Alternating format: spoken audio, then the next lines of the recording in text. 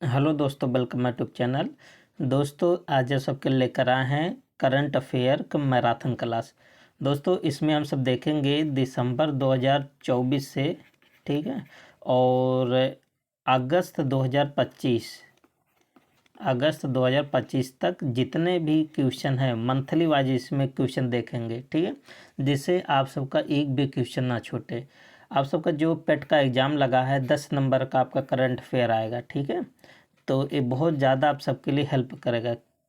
ये important session होगा। क्यों इम्पोर्टेंट होगा? क्योंकि इसमें टॉपिक वाइज होगा। टॉपिक वाइज मतलब हर मंथ का आप सबका कवर हो जाएगा। और कितना भी आप सब करंट अफेयर पढ़े हैं इसको आप सब ज़रूर देखें, आप सबका इसमें नंबर ज़रूर मिलेगा, ठीक है। तो 10 नंबर का करंट अफेयर आएगा, आप में बहुत इंपॉर्टेंट भूमिका निभाएगा ये वीडियो। तो चलते हैं। देखिए, तो आप सबको फिर से बता दें, दिसंबर लास्ट जो मंथ है 2024 का, दिसंबर से शुरू करेंगे और अगस्त तक देखेंगे, ठीक है। तो ये महा मैराथन क्लास होने वाला है, आप सब वीडियो में पूरे बने रहें।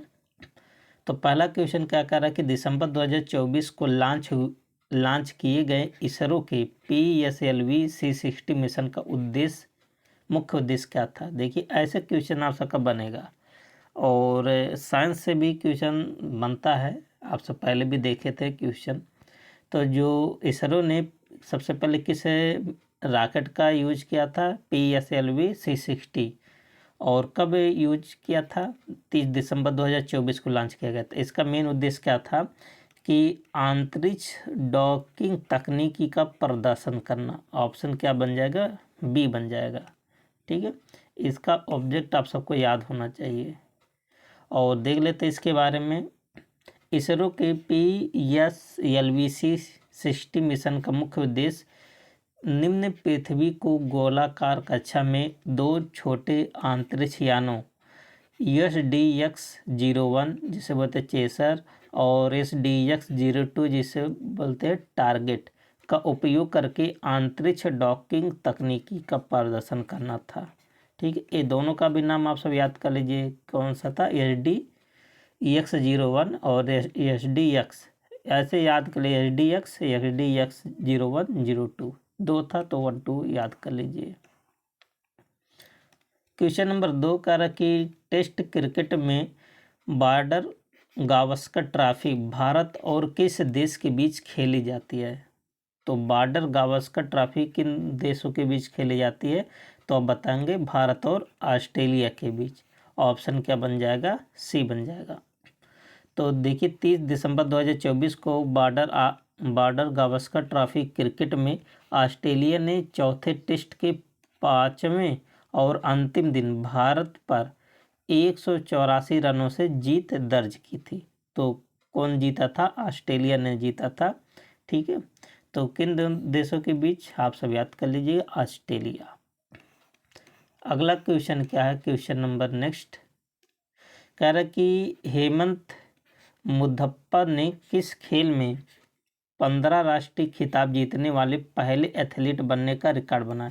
देखिए एक क्वेश्चन इंपॉर्टेंट है इस टाइप का क्वेश्चन, ठीक है।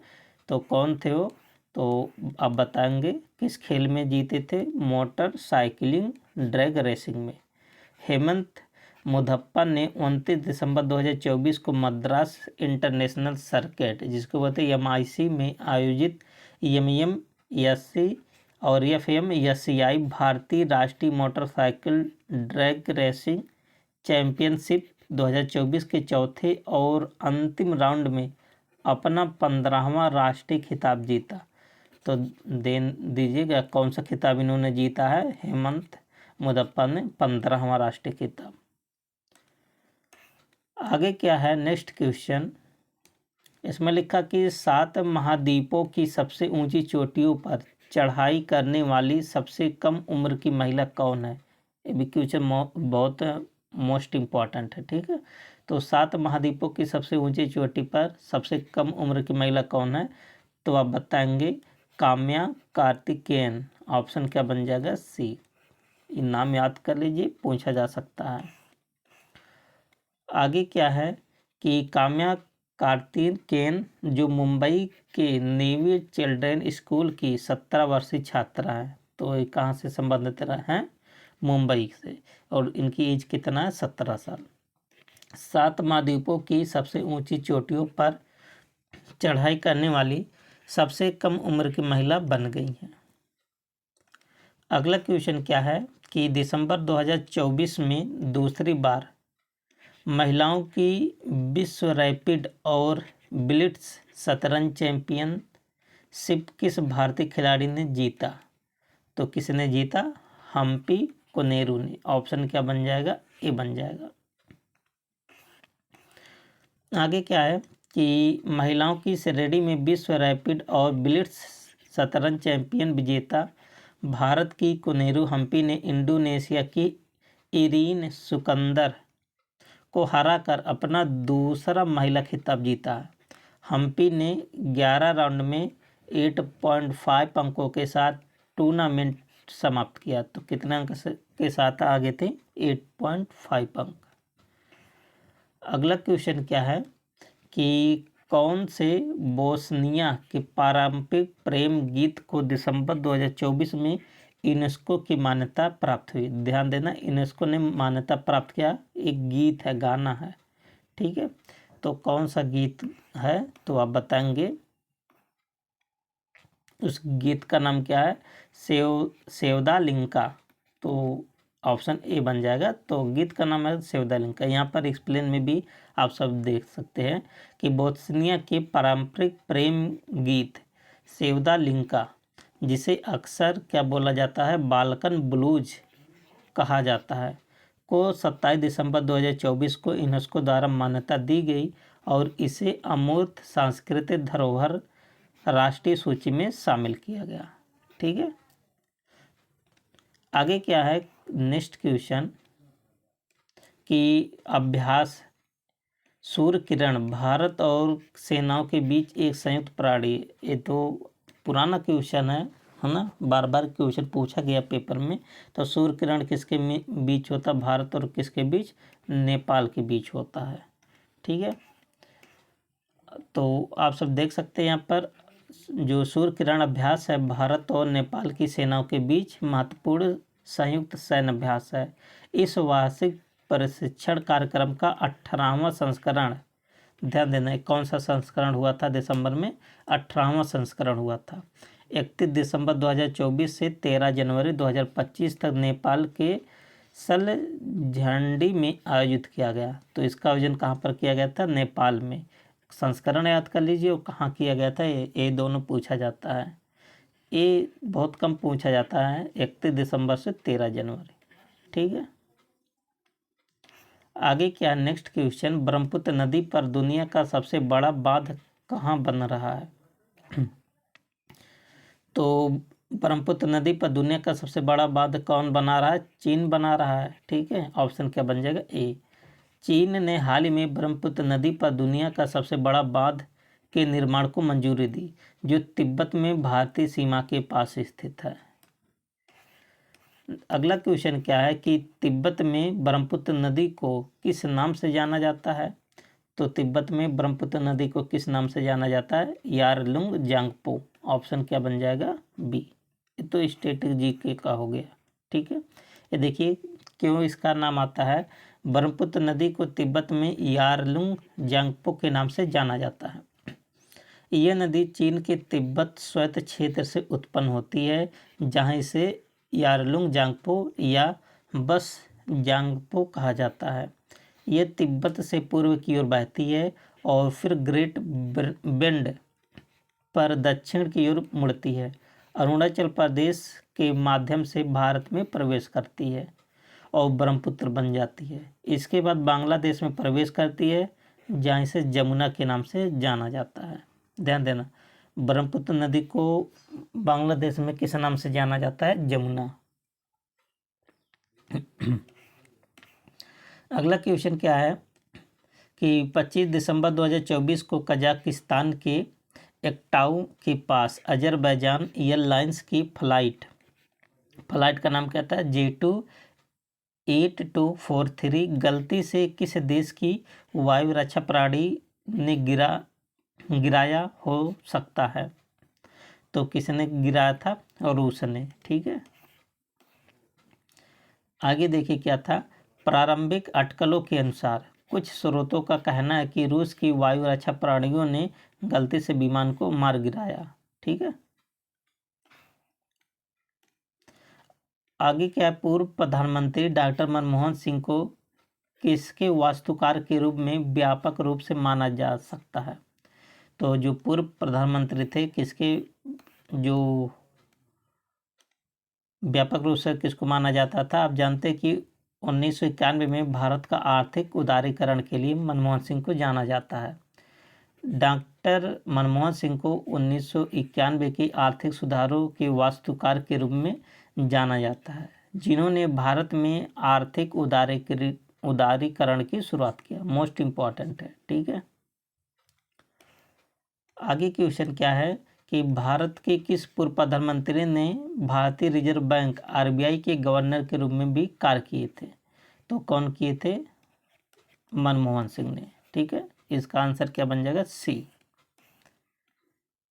तो आप यहाँ पर देख सकते हैं, उन्होंने सितंबर 1982 से जनवरी 1985 तक आरबीआई के गवर्नर के रूप में भी सेवा की थी। अगला क्वेश्चन क्या है कि प्रधानमंत्री राष्ट्रीय बाल पुरस्कार के पुरस्कारों के लिए निम्नलिखित में से कौन से श्रेणियों में शामिल की गई? तो कला और संस्कृति, वीरता, नवाचार, विज्ञान, प्रौद्योगिकी, सामाजिक सेवा, खेल और पर्यावरण, ये सब इसमें क्या किया गया? शामिल किया गया है। ठीक है, तो आप यहाँ पर देख सकते हैं कला की राष्ट्रपति द्रौपदी मुर्मू ने 26 दिसंबर 2024 को दिल्ली में 17 बच्चों को प्रधानमंत्री राष्ट्रीय बाल पुरस्कार प्रदान किया। ध्यान देना, एक नंबर आप सबको याद होना चाहिए। कितने बच्चों को दिया गया? 17 बच्चों को दिया गया। ठीक है, और इन बच्चों को कला और संस्कृति, वीरता, नवाचार, विज्ञान, प्रौद्योगिकी, सामाजिक सेवा, खेल, पर्यावरण में उनकी उपलब्धियों के लिए सम्मानित किया गया। आगे देखिए, ये भी मोस्ट इम्पॉर्टेंट है कि 38वें राष्ट्रीय खेल 28 जनवरी 2025 से कहाँ आयोजित होंगे? तो 38वें नंबर का राष्ट्रीय खेल है। ठीक है, तो 38वें नंबर का जो राष्ट्रीय खेल है वो कहाँ पर आयोजित किया जाएगा? उत्तराखंड में। उत्तराखंड के मुख्यमंत्री पुष्कर सिंह धामी ने 26 दिसंबर 2024 को नैनीताल जिले के हल्द्वानी से 38वें राष्ट्रीय खेलों की मशाल यात्रा का उद्घाटन किया। ठीक है, तो ये आप सबको याद होना चाहिए। 38वें नंबर का राष्ट्रीय खेल कहाँ पर हो रहा है? उत्तराखंड में हो रहा है। आगे क्या है नेक्स्ट क्वेश्चन कि दिसंबर 2024 में आईसीसी पुरुष टेस्ट बॉलिंग रैंकिंग में 904 टेस्ट पॉइंट प्राप्त करने वाले भारतीय गेंदबाज कौन है, जो किसी भारतीय गेंदबाज द्वारा हासिल की गई सर्वोच्च रेटिंग के बराबर है? तो उनका नाम क्या है? जसप्रीत बुमराह। ऑप्शन क्या बन जाएगा? सी बन जाएगा। और देखिए, जसप्रीत बुमराह ने दिसंबर 2024 में आईसीसी के पुरुष टेस्ट बॉलिंग रैंकिंग में 904 टेस्ट पॉइंट प्राप्त किए। तो कितना पॉइंट इनको मिला था? 904, जो पहले रविचंद्रन अश्विनी द्वारा हासिल की गई सर्वोच्च रेटिंग के बराबर है। अगला क्वेश्चन क्या है कि वित्त मंत्रालय ने राजस्व सचिव के रूप में किसे नियुक्त किया?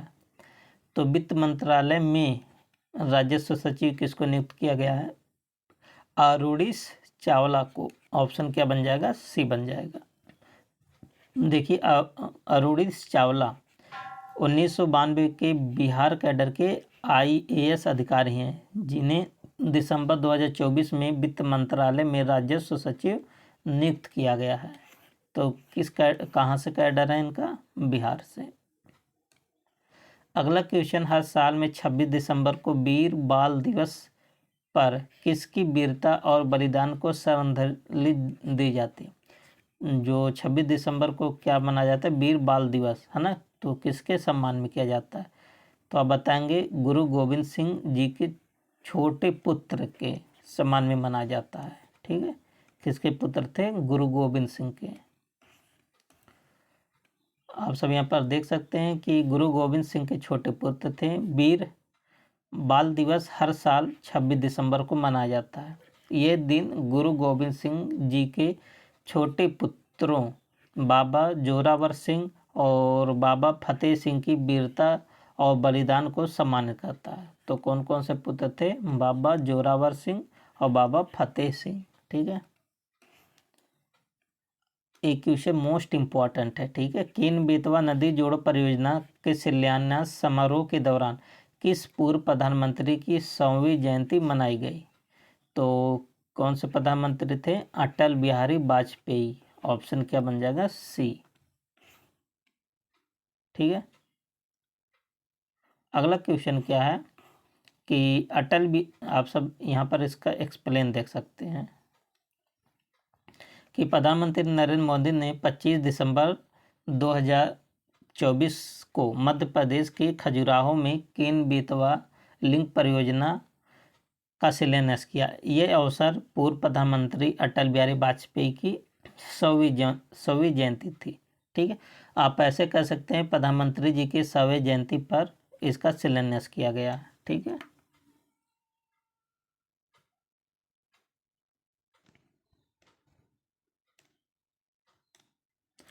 आगे क्या है? नेक्स्ट क्वेश्चन ये भी मोस्ट इम्पॉर्टेंट है कि आईसीसी पुरुष चैंपियंस ट्रॉफी 2025 की मेजबानी कौन सा देश कर रहा है? ध्यान देना, ये मोस्ट इम्पॉर्टेंट है। देखिए, आईसीसी पुरुष चैंपियन ट्रॉफी 2025 की बात है, तो इसका मेजबानी कौन करेगा? पाकिस्तान करेगा।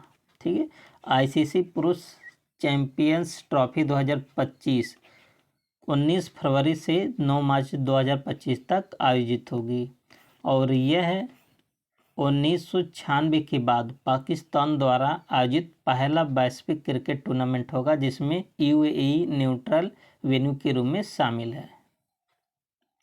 आगे क्या? नेक्स्ट क्वेश्चन, दिसंबर 2024 में जनरल डॉक्टर विजय कुमार सिंह को किस राज्य का राज्यपाल नियुक्त किया गया? दिसंबर 2025 में नियुक्त विजय कुमार सिंह तो कहाँ के राज्यपाल बने हैं? मिजोरम के। ध्यान देना, ये भी मोस्ट इम्पॉर्टेंट है। तो मिजोरम, अच्छा, मिजोरम पूर्ण साक्षर राज्य बनने वाला जो राज्य बन गया है। ठीक है, और पूर्वी भारत का। तो यहाँ के राज्यपाल कौन है? विजय कुमार। डॉक्टर विजय कुमार सिंह 24 दिसंबर 2024 को भारत के राष्ट्रपति द्वारा मिजोरम का नया राज्यपाल नियुक्त किए गए हैं। ठीक है, और भारत में सुशासन दिवस प्रतिवर्ष कब मनाया जाता है? तो भारत में सुशासन दिवस कब मनाया जाता है? 25 दिसंबर को। सुशासन दिवस भारत में प्रतिवर्ष 25 दिसंबर को पूर्व प्रधानमंत्री अटल बिहारी वाजपेयी की जयंती के उपलक्ष्य में मनाया जाता है। अगला क्वेश्चन क्या है कि 86वीं सीनियर राष्ट्रीय बैडमिंटन चैंपियनशिप 2025 में पुरुष एकल खिताब किसने जीता? ध्यान देना, 86वीं की बात कर रहा राष्ट्रीय बैडमिंटन चैंपियनशिप, तो किसने जीता? एम रघु ने जीता। ऑप्शन क्या बन जाएगा? बी।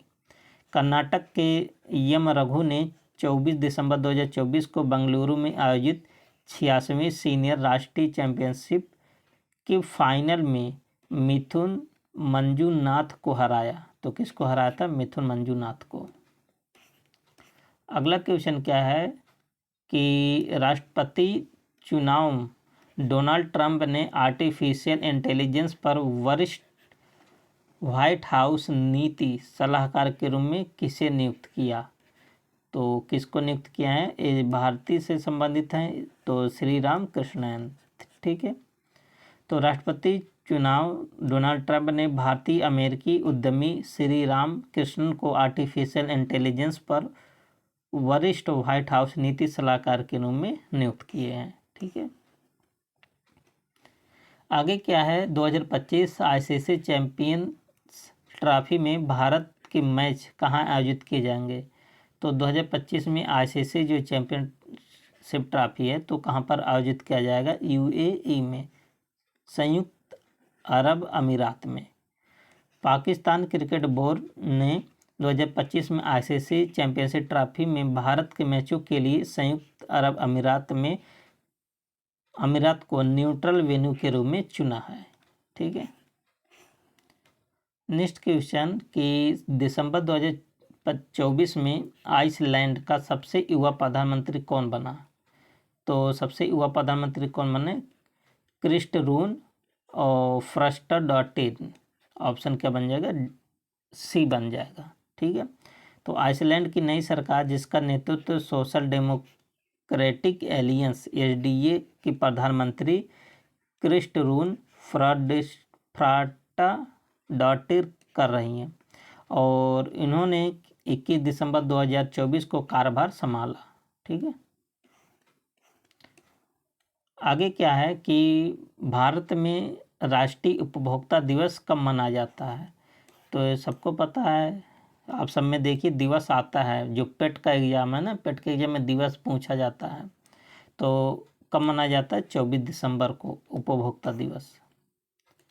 2024 की राष्ट्रीय मानवाधिकार आयोग के नए अध्यक्ष के रूप में किसे नियुक्त किया है? ये भी मोस्ट इम्पोर्टेंट है। तो मानवाधिकार आयोग के नए अध्यक्ष कौन बने हैं? वी रामा सुब्रमण्यम। ठीक है। ऑप्शन क्या बन जाएगा? सी।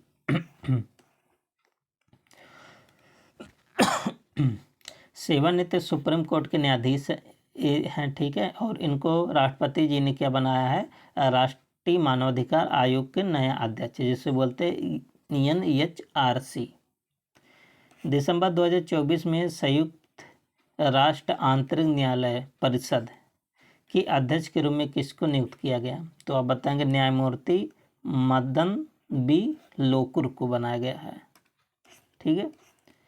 अगला क्वेश्चन क्या है कि उद्घाटन अंडर 19 ACC महिला 2020 एशिया कप 2024 किस टीम ने जीता? मोस्ट इम्पॉर्टेंट है। तो किसने जीता? अपना भारत ने जीता है। ठीक है। भारत ने 22 दिसंबर 2024 को मलेशिया के कोलालमपुर में बांग्लादेश को 41 रनों से हराकर अंडर 19 ACC महिला 2020 एशिया कप जीता। ध्यान देना। तो भारत ने किसको हराया था? मलेशिया में हुआ था। ठीक है। और किसको हराया था? बांग्लादेश को। कितने रनों से हराया था? 41 रनों से। ठीक है। आगे क्या है? वॉल स्ट्रीट जर्नल द्वारा 2025 के गो टू ग्लोबल और डेस्टिनेशंस में किस भारतीय राज्य को मान्यता दी है? तो किसको मान्यता मिला? मध्य प्रदेश। ये भी इम्पोर्टेंट है। ठीक है। मध्य प्रदेश को वॉल स्ट्रीट जर्नल द्वारा 2025 के लिए गो टू ग्लोबल डेस्टिनेशंस में से एक के रूप में चुना गया। तो वह आपसे ऐसे पूछा जाएगा कि इसमें किसको शामिल किया गया? तो बताएंगे मध्य प्रदेश को। आगे देखिए क्या है, ये भी इम्पोर्टेंट है। नवीन भारत राज्य वन रिपोर्ट 2023 के अनुसार भारत के भौगोलिक क्षेत्र का कितना प्रतिशत वन और वृक्ष आवरण से आच्छादित है? वन और वृक्ष आवरण दोनों पूछा, तो आप बताएंगे 25.17%। ठीक है। भारत में कुल वन और वृक्ष आवरण इतना वर्ग किलोमीटर है, जो देश के भौगोलिक क्षेत्र का कितना परसेंट है? 25.17%। याद कर लीजिए, लिख लीजिए, इम्पॉर्टेंट है। आगे क्या है? दिसंबर 2024 में प्रधानमंत्री नरेंद्र मोदी को कुवैत द्वारा कौन सा सर्वोच्च नागरिक सम्मान प्रदान किया गया? दिसंबर 2024 में पूछा था। तो कुवैत ने कौन सा मोदी जी को सम्मान दिया था? तो आप बताएंगे द ऑर्डर ऑफ मुबारक अल कबीर। प्रधानमंत्री नरेंद्र मोदी को 22 दिसंबर 2024 को अपनी राजकीय यात्रा के दौरान कुवैत के अमीर शेख मेसाल अल अहमद अल जाबिर अल सब्बाह द्वारा कुवैत का सर्वोच्च नागरिक सम्मान द ऑर्डर ऑफ मुबारक अल कबीर प्रदान किया गया। नेक्स्ट क्वेश्चन क्या है कि भारत अंडर 19 महिला एशिया कप 2024 के फाइनल में किस टीम का सामना करेगा? मतलब किस टीम के साथ खेलेगा? तो आप बताएंगे बांग्लादेश। ऑप्शन क्या बन जाएगा? सी। भारत 22 दिसंबर 2024 को फाइनल में बांग्लादेश का सामना करेगा। अगला क्वेश्चन क्या है कि यूक्रेन को लेकर अमेरिकी राष्ट्रपति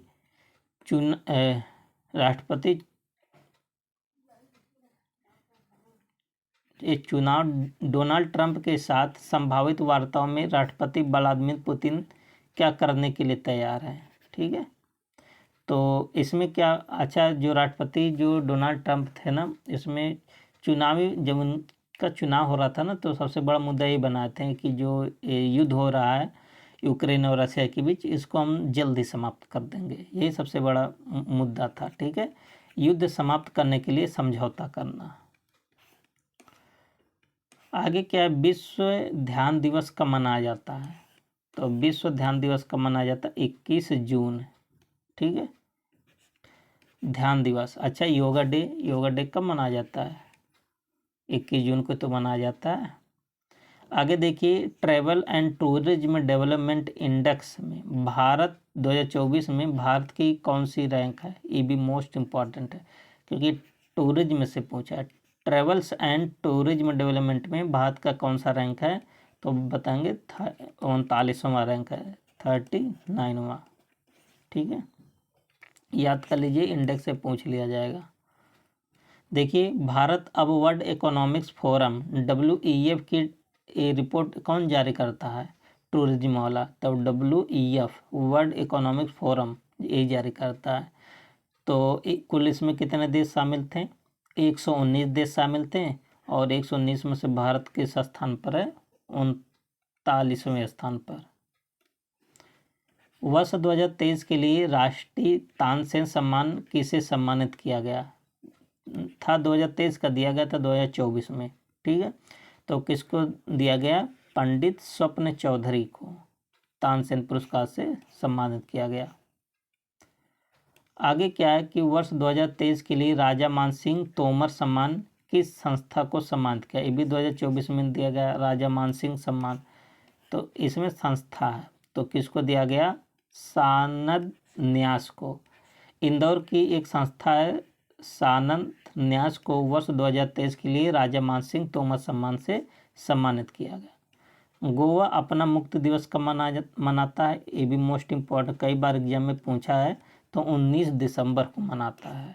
ठीक है, तो 19 दिसंबर 2024 को गोवा ने अपना 63वां मुक्ति दिवस मनाया। किस नंबर का? 63 नंबर का।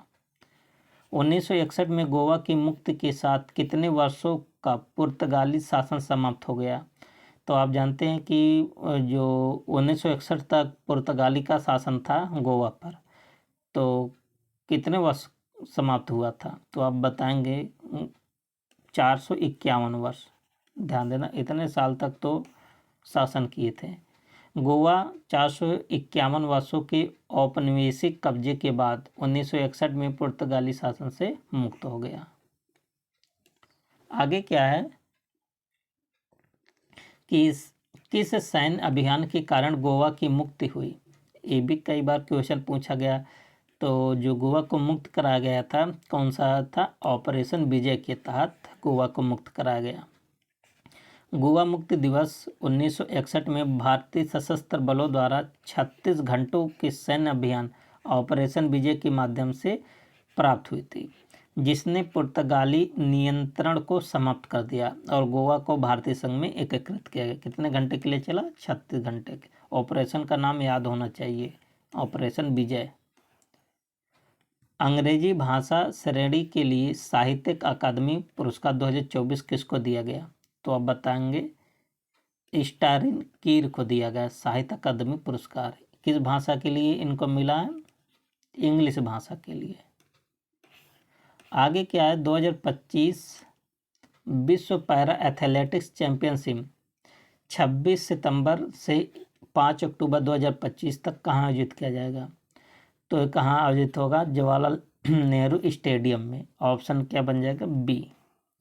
देखिए ये कहाँ पर है? नई दिल्ली में 26 सितंबर से 5 अक्टूबर 2025 तक जवाहरलाल नेहरू स्टेडियम में 2025 विश्व पैरा एथलेटिक्स चैंपियनशिप मेजबानी करेगा। मोस्ट इम्पॉर्टेंट है। देखिए 26 सितंबर में होगा, ठीक है, मतलब नेक्स्ट महीने में, तो याद होना चाहिए आपको। फीफा बेस्ट अवार्ड्स 2024 में पुरुष खिलाड़ी का पुरस्कार किसने जीता? तो किसने जीता? विनीसियस जूनियर ने जीता। ऑप्शन क्या बन जाएगा? बी। आप सब केवल एक बार देखते चलें, आपके दिमाग में बैठ जाएगा। पुरुष खिलाड़ी का वर्ष फुटबॉल में विनीसियस जूनियर्स, जो कि ब्राज़ील और रियल मैड्रिड ने फीफा बेस्ट अवार्ड 2024 का अवार्ड इन्होंने जीता था। आगे क्या है कि रविचंद्रन अश्विनी से अधिक टेस्ट विकेट लेने वाले एकमात्र भारतीय गेंदबाज कौन बने हैं? तो इनका नाम है अनिल कुंबले। ऑप्शन क्या बन जाएगा? सी। ये भी मोस्ट इम्पॉर्टेंट है। ठीक है,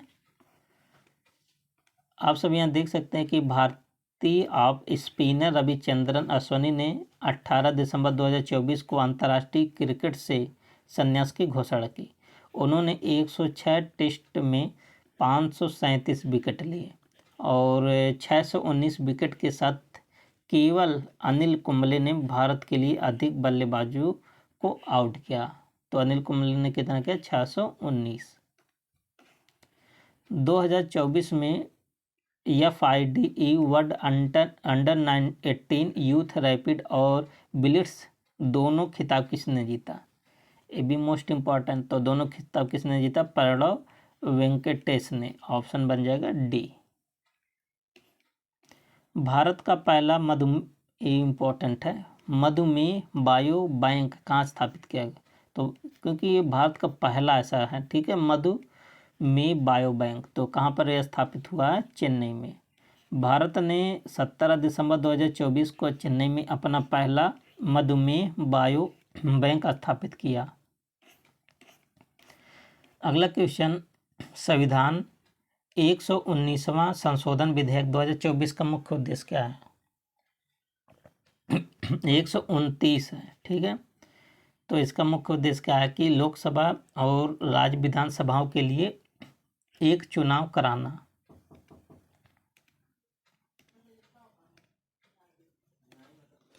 आगे क्या है? अच्छा देखिए यही कि 29वां नंबर का संशोधन बहुत इम्पोर्टेंट है, पूछ लिया जाएगा।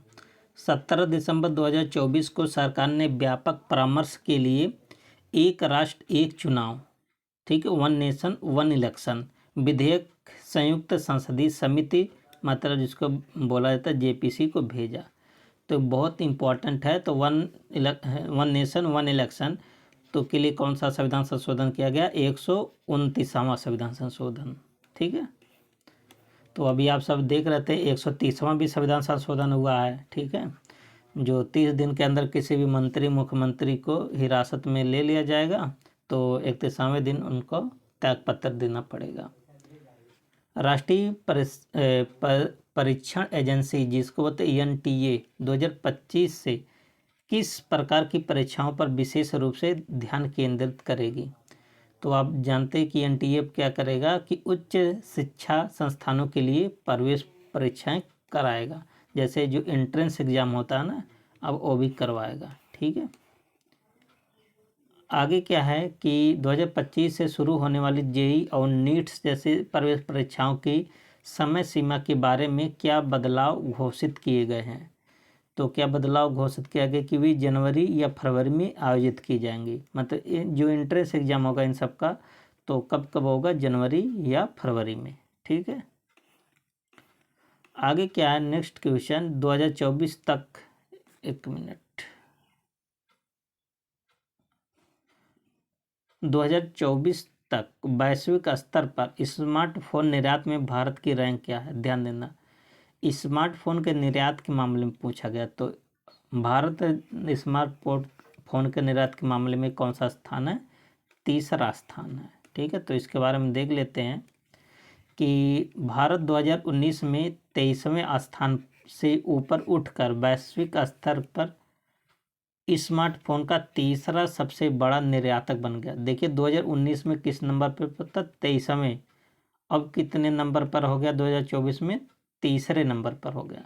नवंबर 2024 में देश का स्मार्टफोन निर्यात एक महीने में 20,000 करोड़ पार कर गया। ध्यान देना, तीसरे नंबर पर आ गया। आगे क्या है कि श्रीलंका द्वारा भारत सहित 39 देशों के लिए मुफ्त वीजा नीति को कब औपचारिक रूप से दिया जाएगा? तो जनवरी 2025 से। ऑप्शन क्या बन जाएगा? बी। देखिए कि जनवरी 2025 से भारतीय उन 39 देशों के नागरिकों में शामिल होंगे जो श्रीलंका की यात्रा करने के लिए मुफ्त वीजा के पात्र हैं। ठीक है। अगला क्वेश्चन क्या है? ट्रांस पैसिफिक पार्टनरशिप के लिए व्यापक और प्रगतिशील समझौता क्या है? तो कई प्रांत रिम देशों के बीच एक व्यापक समझौता है। ऑप्शन क्या बन जाएगा? सी। अगला क्वेश्चन क्या है कि चांसलर ओलाफ स्कोल्ज के विश्वास मत हारने के बाद जर्मनी में अचानक चुनाव कब होने वाला है? तो जनवरी में कब चुनाव हुआ था? 23 फरवरी 2025 को। ठीक है। देखिए दिसंबर 2024 को जर्मन चांसलर ओलाफ स्कोल्ज ने विश्वास मत खो दिया, जिसके कारण 23 फरवरी 2025 को अचानक चुनाव हुआ था।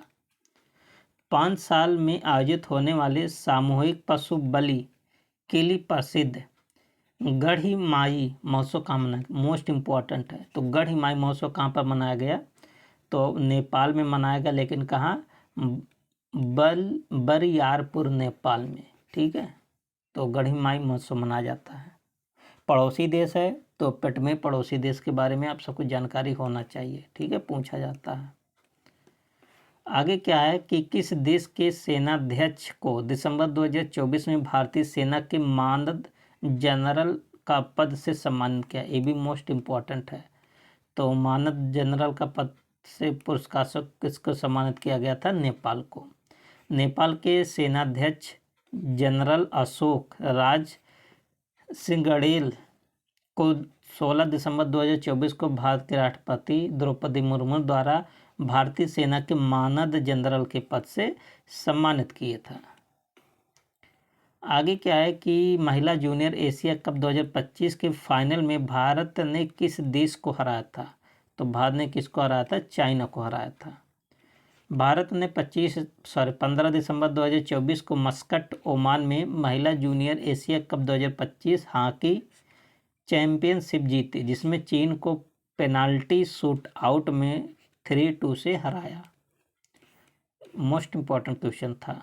ठीक है। सैयद मुश्ताक अली ट्रॉफी 2024 किस टीम ने जीती? ये भी इम्पोर्टेंट है। तो किसने जीता? सैयद मुश्ताक अली ट्रॉफी 2024 मुंबई ने जीता था। ठीक है। और कहाँ पर हुआ था? बेंगलुरु के चेन्ना स्वामी स्टेडियम में हुआ था। ठीक है। और फाइनल में मध्य प्रदेश को 5 विकेट से हरा कर सैयद मुश्ताक ट्रॉफी जीता। ध्यान देना, मुंबई ने किसको हराया था? मध्य प्रदेश को हराया था। और ये कहाँ पर हुआ था? चेन्नई में हुआ, बेंगलुरु में हुआ था, चेन्ना स्वामी स्टेडियम में।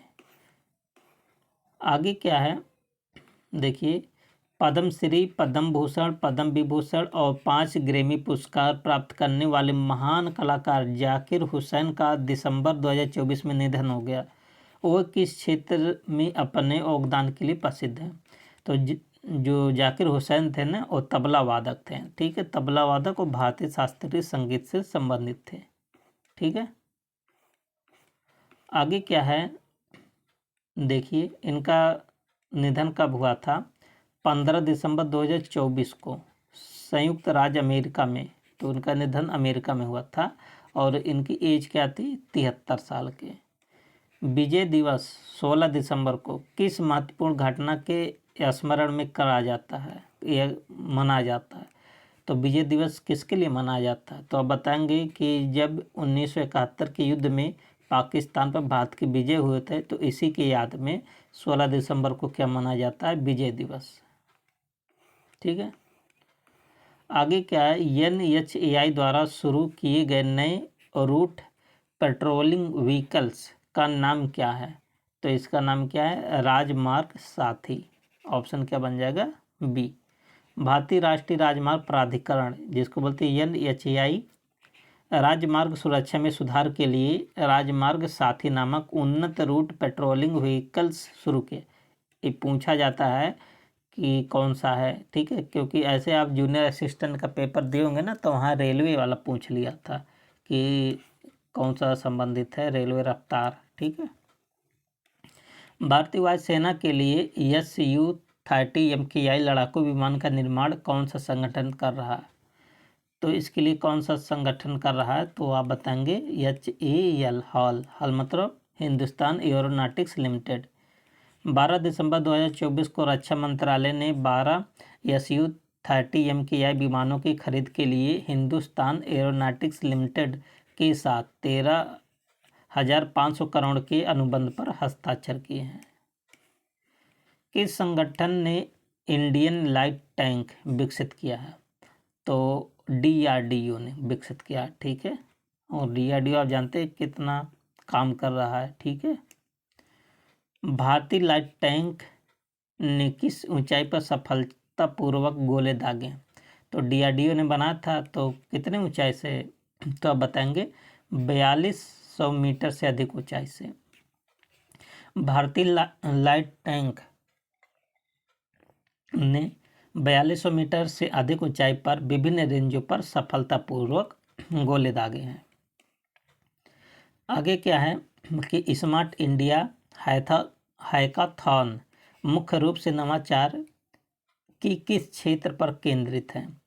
तो स्मार्ट इंडिया हैकाथॉन किससे संबंधित है? तो आप बताएंगे प्रौद्योगिकी और समस्या समाधान के लिए। स्मार्ट इंडिया हैकाथॉन 2024 सफलतापूर्वक संपन्न हुआ, जिसमें भारत भर से कई टीमें विभिन्न श्रेणियों में विजेता बनकर उभरी हैं। और क्वेश्चन नंबर नेक्स्ट बहुत इम्पॉर्टेंट है, भारतमाला परियोजना का प्रारंभिक उद्देश्य क्या है? तो इसका जो प्रारंभिक उद्देश्य है ना, राजमार्गों का एक मजबूत नेटवर्क विकसित करना। ऑप्शन क्या बन जाएगा? C बन जाएगा, ठीक है। और भारतमाला परियोजना जिसे 2015 में लॉन्च किया गया था। कब लॉन्च हुआ है? 2015 में।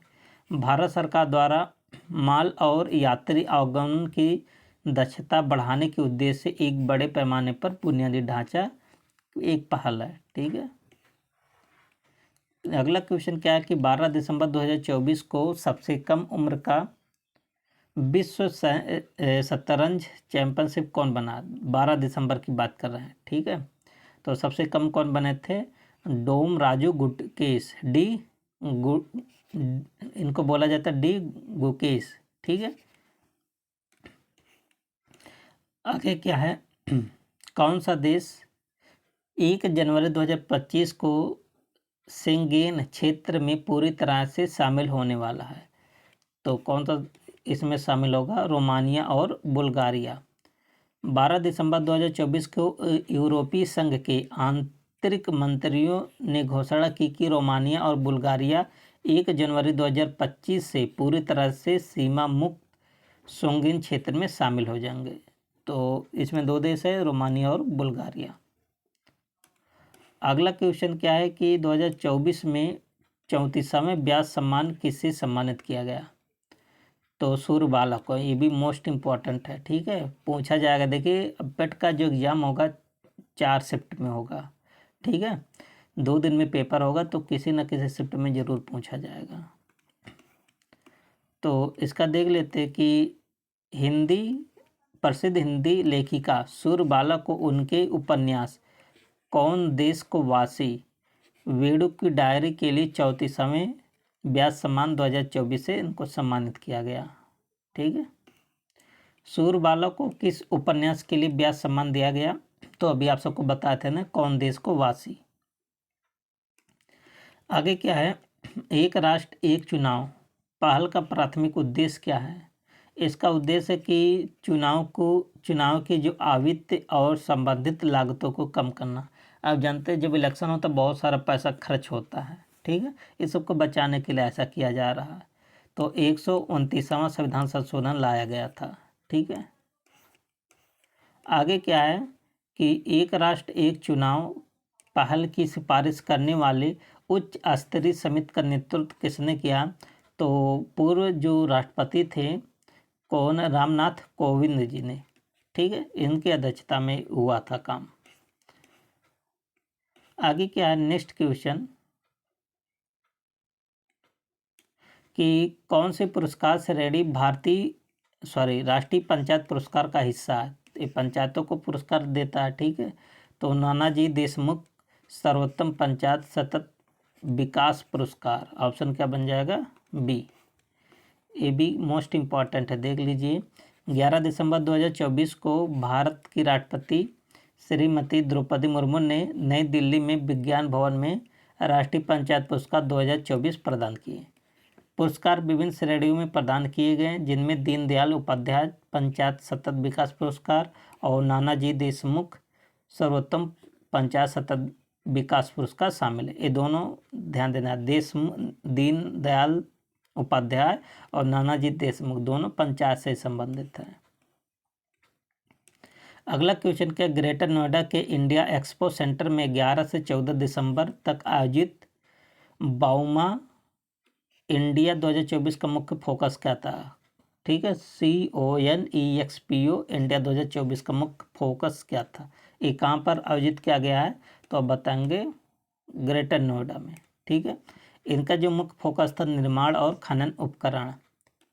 11 दिसंबर 2024 को केंद्रीय सड़क परिवहन और राजमार्ग मंत्री नितिन गडकरी ने ग्रेटर नोएडा में इंडिया एक्सपो सेंटर बाउमा कान एक्सपो इंडिया 2024 का उद्घाटन किया। बहुत इंपॉर्टेंट है। ठीक है, आगे क्या है?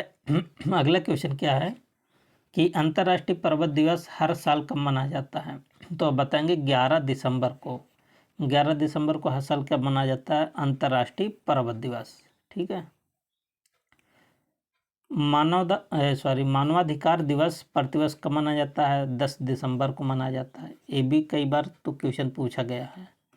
ठीक है, तो जो मानवाधिकार दिवस प्रतिवर्ष 10 दिसंबर को संयुक्त राष्ट्र महासभा द्वारा 1948 में मानवाधिकारों की सार्वभौमिक घोषणा को अपनाने के उपलक्ष्य में मनाया गया। तो कब से मनाया जाता है? 1948 से ही।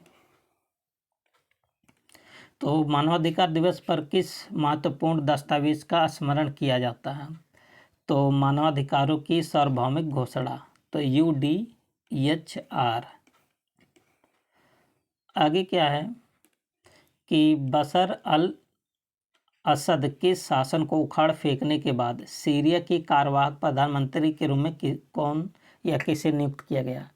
तो सीरिया के प्रधानमंत्री कौन बने? मोहम्मद अल बशीर। तो मोहम्मद अल बशीर सीरिया के क्या बने हैं? कार्यवाहक प्रधानमंत्री।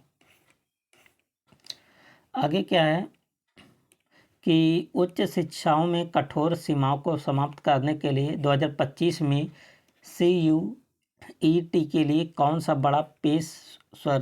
बड़ा सुधार पेश किया गया? तो छात्रों को 12 के बाद विषयों की परवाह किए बिना कोई भी विषय चुनने की अनुमति देगा। ठीक है, अगला क्वेश्चन क्या है कि 11 दिसंबर 2024 को RBI के नए गवर्नर के रूप में किसे नियुक्त किया गया? ये भी मोस्ट इम्पॉर्टेंट है। तो RBI के नए गवर्नर कौन बने? संजय मल्होत्रा। कब नियुक्त किए गए हैं? 11 दिसंबर को। आगे क्या है नेक्स्ट क्वेश्चन? अच्छा, इनका जो कार्यकाल है ना कितने साल के लिए बना गया? 3 साल तक रहेगा। ठीक है, 11 दिसंबर 2024 से शुरू होगा और कितने साल के लिए रहेंगे? 3 साल के लिए। अगला क्वेश्चन, दिसंबर 2024 में भारतीय नौसेना में शामिल किए जाने वाले नवीनतम multi role stealth guidance missile frigates का नाम क्या है? तो इसका नाम है INS तुसीर। तो ऑप्शन क्या बन जाएगा? बी। किस में शामिल हुआ है? तो भारतीय नौसेना में शामिल हुआ। अगला क्वेश्चन क्या है कि 82वें नंबर का जो गोल्डन ग्लोब अवार्ड्स है में सर्वश्रेष्ठ निर्देशक के रूप में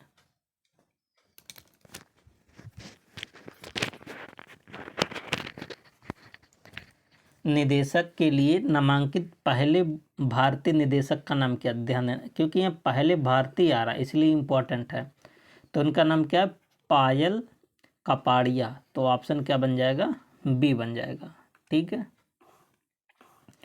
नोएडा अंतर्राष्ट्रीय हवाई अड्डा का संचालन कौन कर रहा है? तो नोएडा अंतर्राष्ट्रीय हवाई अड्डा जो बना है इसका संचालन किसके पास है? तो आप बताएंगे ज्यूरिख इंटरनेशनल एयरपोर्ट, एजी। ग्रेटर नोएडा में नोएडा इंटरनेशनल एयरपोर्ट 9 दिसंबर 2024 को एक महत्वपूर्ण मील का पत्थर स्थापित किया गया जब इसकी पहली ट्रायल फ्लाइट लैंड हुई। ज्यूरिख इंटरनेशनल एयरपोर्ट, एजी द्वारा संचालित यह एयरपोर्ट अप्रैल 2025 से वाणिज्यिक उड़ान शुरू करेगा। तो अप्रैल से कौन सा उड़ान भी करेगा? वाणिज्य, जो कि हो चुका है। आगे क्या है कि पिछले 24 वर्षों से सीरिया का राष्ट्रपति कौन था जो दिसंबर 2024 में विद्रोही बलों के नियंत्रण में आने के बाद देश छोड़कर भाग गया? तो मतलब सीरिया में 24 साल तक राष्ट्रपति बना था, ठीक है, और विद्रोहियों ने उनको भगा दिया। तो कौन थे? अभी ऊपर बताए थे, बशर अल असद। तो कहाँ के राष्ट्रपति थे? सीरिया के। ठीक है। 2024 में पुरुष एशिया कप अंडर 19 क्रिकेट किस टीम ने जीता? ये भी मोस्ट इम्पॉर्टेंट है। तो बांग्लादेश। ध्यान देना, 2024 में पुरुष एशिया कप अंडर 19 की बात हो रहा है, तो किसने जीता? बांग्लादेश।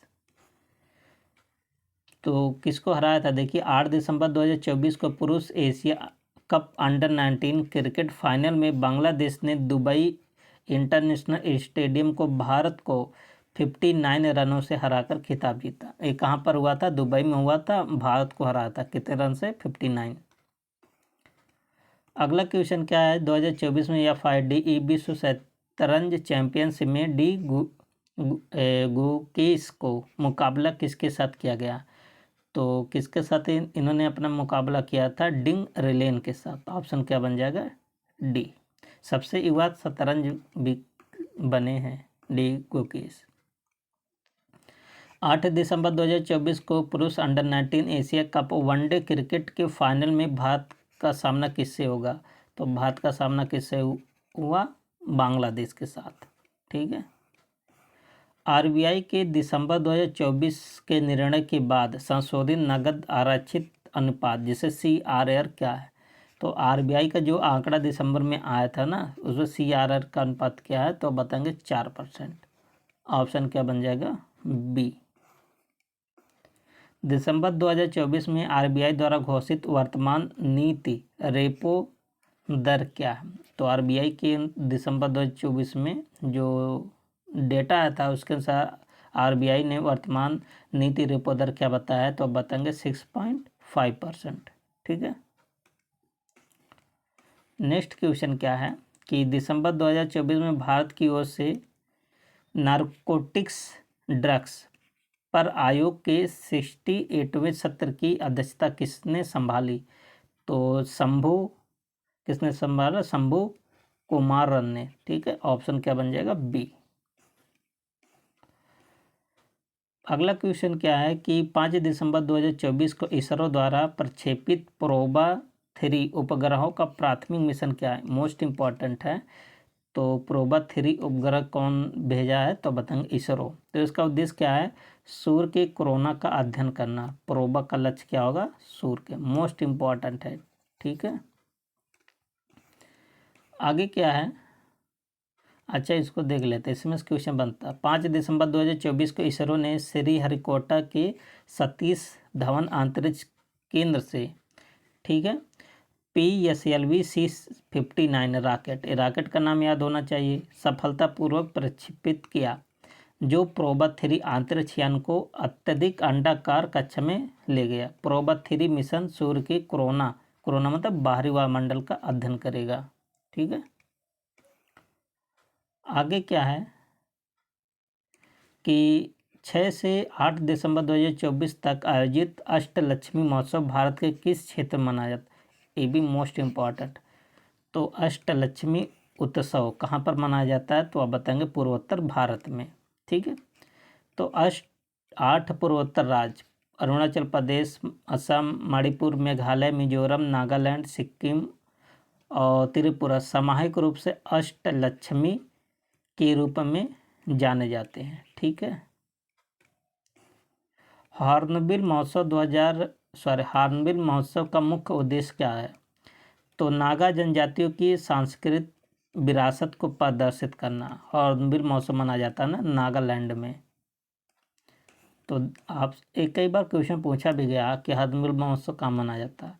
हॉर्नबिल महोत्सव, जिसे त्योहारों का त्यौहार भी कहा जाता है, 1 दिसंबर से 10 दिसंबर तक पूर्वोत्तर भारतीय राज्यों में नागालैंड में आयोजित होने वाला एक वार्षिक उत्सव है। ठीक है। दिसंबर 2024 में आरबीआई द्वारा निर्धारित नई यूपीआई लाइट वॉलेट सीमा क्या है? तो अब यूपीआई लाइट सीमा कितना रुपए इसमें कर दिया गया? 5,000 रुपया। ठीक है। आप सब यहाँ पर देख सकते हैं कि 4 दिसंबर 2024 को भारतीय रिजर्व बैंक आरबीआई ने यूपी लाइट्स वॉलेट की सीमा 2,000 से बढ़ाकर कितना कर दिया गया? 5,000 रुपये कर दिया। और ऑफलाइन लेन देन की सीमा को 500 से बढ़ाकर 1,000 रुपया प्रति लेन देन कर दी गई है। 500 से बढ़ाकर 1,000 और 2,000 से बढ़ाकर 5,000 कर दिया है। किस संगठन ने भारत में यूपीआई प्लेटफॉर्म लॉन्च किया?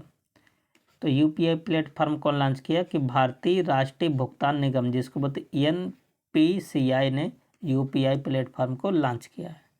देखिए, यूपीआई भारत का भुगतान पारिस्थितिकी तंत्र है, जिसे 2016 में एनपीसीआई लॉन्च किया था। ठीक है।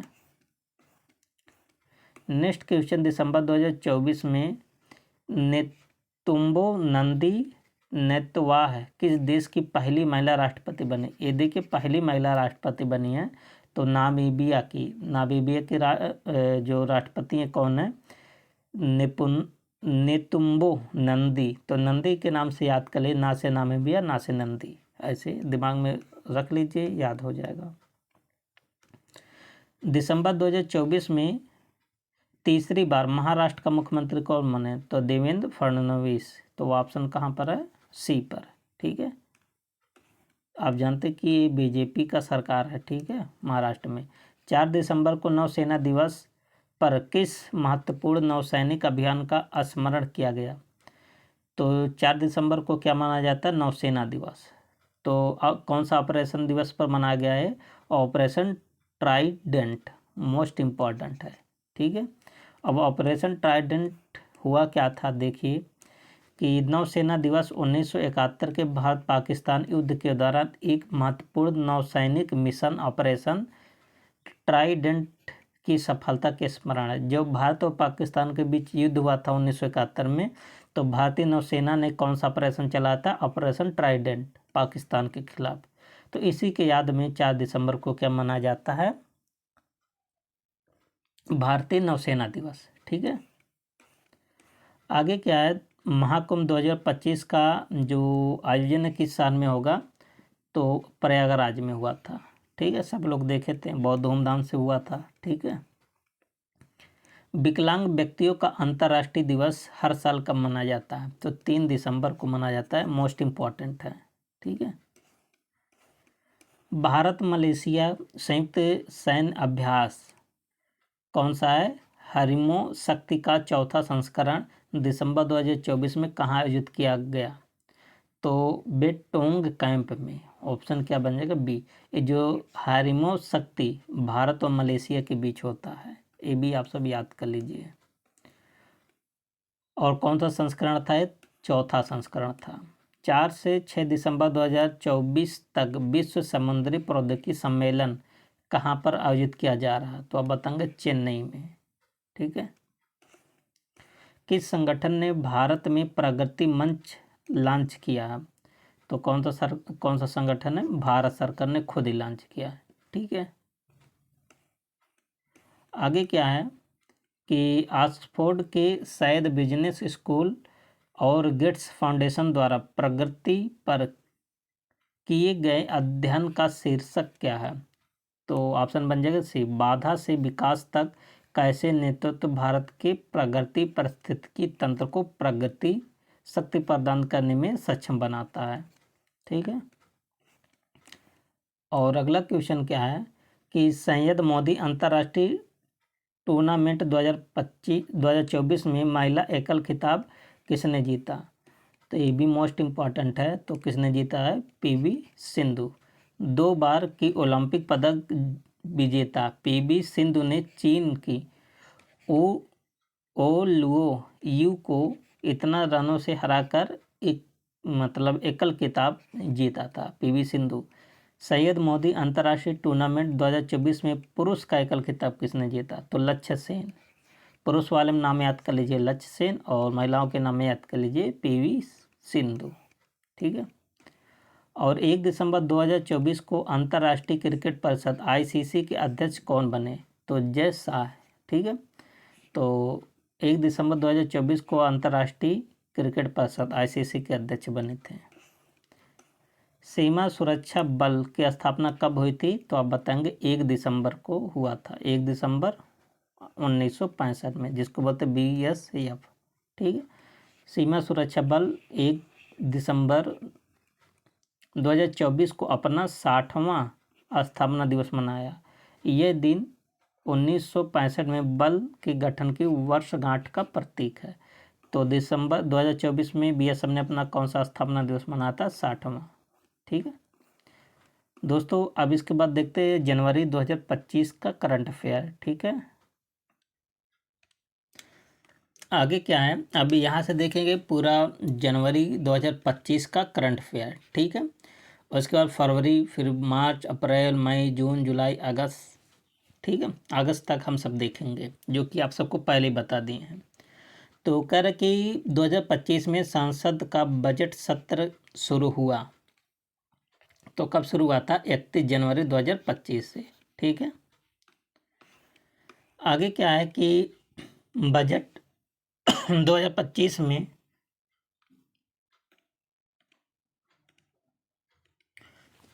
2025 में बजट सत्र की शुरुआत दोनों सदनों की संयुक्त बैठक को किसने संबोधित किया?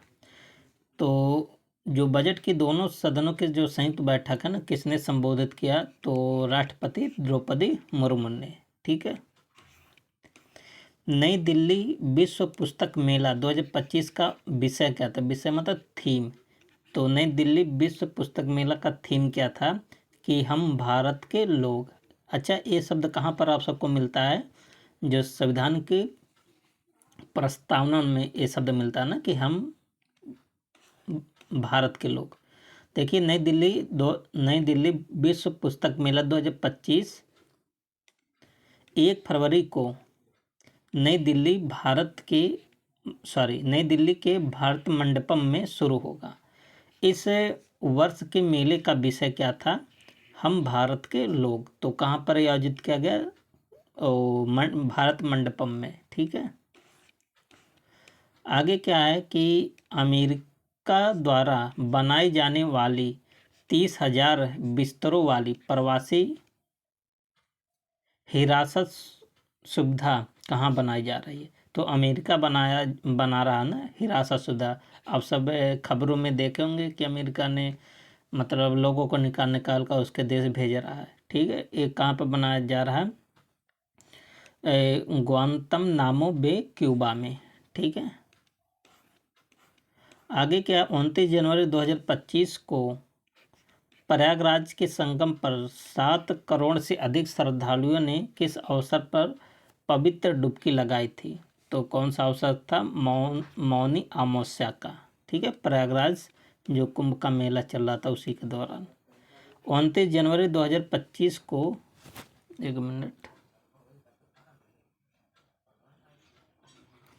1 जनवरी 2025 को नई दिल्ली के विजय चौक पर आयोजित बेटिंग रिट्रीट समारोह का उद्देश्य क्या था? तो कहाँ पर आयोजित किया गया था? दिल्ली में। ठीक है, विजय चौक में। तो इसका जो मेन उद्देश्य था, गणतंत्र दिवस समारोह के अंत को चिन्हित करने के लिए। ठीक है। आगे क्या है कि गणतंत्र दिवस परेड 2025 में सर्वश्रेष्ठ झांकी का पुरस्कार किसने पुरस्कार जीतने वाली उत्तर प्रदेश की झांकी का विषय क्या था? तो सबसे पहले ये उत्तर प्रदेश ने जीता था। ठीक है। 2025 का जो सर्वश्रेष्ठ झांकी का पुरस्कार है कौन जीता? उत्तर प्रदेश। और इसका विषय क्या था? विषय था महाकुंभ 2025 स्वर्णिम भारत विरासत और विकास। याद कर लीजिए, मोस्ट इम्पॉर्टेंट है। 4 शिफ्ट में होगा पेपर, किसी एक शिफ्ट में पूछा जाएगा पेट में, ठीक है। देखिए, उत्तर प्रदेश की झांकी महाकुंभ 2025 स्वर्णिम भारत, ठीक है, विरासत और विकास ने 26 जनवरी को कर्तव्य पथ पर नई दिल्ली में गणतंत्र दिवस परेड में सर्वश्रेष्ठ झांकी का पुरस्कार जीता था। 28 जनवरी 2025 को देहरादून में प्रधानमंत्री नरेंद्र मोदी द्वारा उद्घाटन किए जाने वाले 38वें राष्ट्रीय खेलों का विषय क्या था? तो सबसे पहले यही आप सबसे पूछा जाएगा कि 38वें राष्ट्रीय खेलों का विषय क्या था। अभी आप सबको ऊपर बताए थे, जो दिसंबर 2024 वाला था ना, तो उसमें बताए थे कहाँ आयोजन होगा। ये उत्तराखंड में 28 जनवरी को। उद्घाटन कौन किए? प्रधानमंत्री जी ने। इसका विषय क्या था? थीम पूछा जा सकता है। तो ग्रीन गेम्स मोस्ट इम्पॉर्टेंट है, ठीक है। देखिए कि प्रधानमंत्री नरेंद्र मोदी ने 28 जनवरी 2025 को देहरादून में 38वें राष्ट्रीय खेलों का उद्घाटन किए। ये आयोजन राजीव गांधी अंतर्राष्ट्रीय क्रिकेट स्टेडियम में आयोजित किया गया। और इस वर्ष खेलों का जो थीम था, विषय था, क्या था? Green games. आईसीसी पुरुष क्रिकेटर ऑफ द ईयर 2024 के लिए सर गारफील्ड सोबर्स ट्रॉफी से किसे सम्मानित किया गया? तो जसप्रीत बुमराह को ये पुरस्कार मिला। याद कर लीजिए, ठीक है। आगे क्या है कि जनवरी 2025 को श्रीहरिकोटा से NVS-02 उपग्रह का प्रक्षेपण इसरो के लिए कौन सी उपलब्धि है? तो कौन सा उपलब्धि है? ये 100वां प्रक्षेपण था, ठीक है, जो 29 जनवरी को किया गया इसरो द्वारा। तो किस नंबर का था? 9वां नहीं, 100वां था, ठीक है। 29 जनवरी 2025 को भारतीय राष्ट्रीय अंतरिक्ष अनुसंधान संगठन इसरो ने श्रीहरिकोटा के सतीश धवन अंतरिक्ष केंद्र से NVS-02 उपग्रह को सफलतापूर्वक लॉन्च किया, ठीक है। और GSLV F-15 रॉकेट का उपयोग करके संचालित ये मिशन श्रीहरिकोटा से इसरो का 100वां प्रक्षेपण था। कौन सा रॉकेट था? GSLV F-15। 2024 में प्रदर्शन के लिए ICC महिला one day cricket of the year का खिताब किसने जीता? तो स्मृति मंधाना। तो यहाँ पर कौन सा ऑप्शन हो जाएगा? C option. देखिए, भारत की सलामी बल्लेबाज और उप कप्तान स्मृति मंधाना को उनके असाधारण प्रदर्शन के लिए ICC one day cricketer of the year 2024 का खिताब दिया गया। अगला क्वेश्चन क्या है कि भारत में सेब की खेती को बदलने के लिए 2025 में पद्मश्री से किसे सम्मानित किया? मतलब सेब की खेती के लिए, ठीक है, 2025 में किसको दिया गया? तो अब बताएंगे हरिमन शर्मा को। ऑप्शन क्या बन जाएगा? ए। हिमाचल प्रदेश से संबंधित है, ठीक है। हिमाचल प्रदेश के किसान हरिमन शर्मा को भारतीय कृषि में उनके क्रांतिकारी योगदान के लिए पद्मश्री पुरस्कार से सम्मानित किया गया, ठीक है। और उन्होंने HRMN 99 नामक स्वपरागण करने वाली कम ठंडक देने वाली सेब की किस्म विकसित किया है, ठीक है। आगे क्या है? ICC पुरुष test cricketer of the year 2024 में किसे चुना गया? तो ये भी किसको चुना गया? जसप्रीत बुमराह को, ठीक है। ये सब क्वेश्चन पेपर में आने वाला क्वेश्चन है, ठीक है। आगे क्या है कि RBI 2025 में बैंकिंग प्रणाली में कुल कितनी राशि डालने की योजना बना रहा है? तो कुल कितना राशि है? 1.1 लाख करोड़। ऑप्शन क्या बन जाएगा? बी बन जाएगा, ठीक है। भारत के किस पूर्व मुख्य न्यायाधीश को 2025 में पद्म विभूषण पुरस्कार से सम्मानित किया गया? ये भी मोस्ट इम्पॉर्टेंट है। देखिए, पद्म विभूषण पुरस्कार किसको मिल रहा है? मुख्य न्यायाधीश को। तो कौन से मुख्य न्यायाधीश थे? तो आप बताएंगे जगदीश सिंह खेहर। ठीक है, आगे क्या है, सुजुकी मोटर्स के पूर्व प्रमुख को 2025 में पद्म विभूषण पुरस्कार से सम्मानित किया जाएगा। तो इनको मतलब ये विदेशी थे। ठीक है, तो सुजुकी मोटर्स के पूर्व प्रमुख थे, तो इनको कौन सा पुरस्कार मिला है, पद्म विभूषण। उनका नाम क्या था, ओसामू सुजुकी। ठीक है, ऑप्शन क्या बन जाएगा, ए। आगे क्या है कि केंद्र सरकार के कर्मचारियों के लिए एकीकृत पेंशन योजना यूपीएस का प्राथमिक उद्देश्य क्या है। तो इसका जो उद्देश्य है ना, एनपीएस के तहत वैकल्पिक पेंशन योजना प्रदान करना। आगे क्या है, 76वें गणतंत्र दिवस समारोह में किस राज्य की झांकी ने सर्वश्रेष्ठ झांकी का पुरस्कार जीता। तो अभी आप सबको ऊपर ही बताते हैं, तो कौन सा प्रदेश है, अपना उत्तर प्रदेश। ठीक है, सर्वश्रेष्ठ झांकी पुरस्कार में प्रयागराज में जो महाकुंभ को दर्शाती है, उत्तर प्रदेश की झांकी ने गणतंत्र दिवस 2025 में सर्वश्रेष्ठ पुरस्कार का खिताब जीता है। जनवरी 2025 में मलेशिया में 9वें जोहोर इंटरनेशनल ओपन शतरंज टूर्नामेंट का खिताब किसने जीता। तो कौन जीता था, इनयान और पनीर सेल्वम ने जीता। ऑप्शन क्या बन जाएगा, सी। 22 वर्षीय भारतीय ग्रैंड मास्टर, ये देखिए भारतीय हैं, एनियान और पनीर सेल्वम ने 24 जनवरी 2025 को मलेशिया में 9वें जोहोर इंटरनेशनल ओपन शतरंज टूर्नामेंट का खिताब हासिल किया है। जनवरी 2025 में आयरलैंड के प्रधानमंत्री के रूप में किसे चुना गया। तो माइकल मार्टिन को चुना गया। माइकल मार्टिन कहाँ के प्रधानमंत्री बने हैं, आयरलैंड के। ठीक है, और तो यहाँ पर देखिए 24 जनवरी 2025 को फियाना फेल के नेता माइकल मार्टिन को डेल द्वारा दूसरी बार आयरलैंड के प्रधानमंत्री के रूप में चुना गया। जनवरी 2025 में रक्षा मंत्री द्वारा हरी झंडी दिखाकर रवाना की गई युद्ध क्षेत्र निगरानी प्रणाली का नाम क्या है। तो इसका नाम क्या है, संजय। ऑप्शन क्या बन जाएगा, बी बन जाएगा। देखिए क्या है, रक्षा मंत्री राजनाथ सिंह ने 24 जनवरी 2025 को नई दिल्ली में युद्ध क्षेत्र निगरानी प्रणाली संजय को झंडी दिखाकर रवाना किया। ठीक है, तो ये किसकी निगरानी करेगा, युद्ध क्षेत्र को। नाम क्या है, संजय। ठीक है, भारत में राष्ट्रीय मतदाता दिवस कब मनाया जाता है। तो अब बताएंगे 25 जनवरी को। भारत ने 25 जनवरी को 15वां राष्ट्रीय मतदाता दिवस मनाया। यह दिन 1950 में भारतीय चुनाव आयोग की स्थापना का प्रतीक है। ठीक है, तो कौन सा स्थापना दिवस मनाया है, 15वां 25 जनवरी को।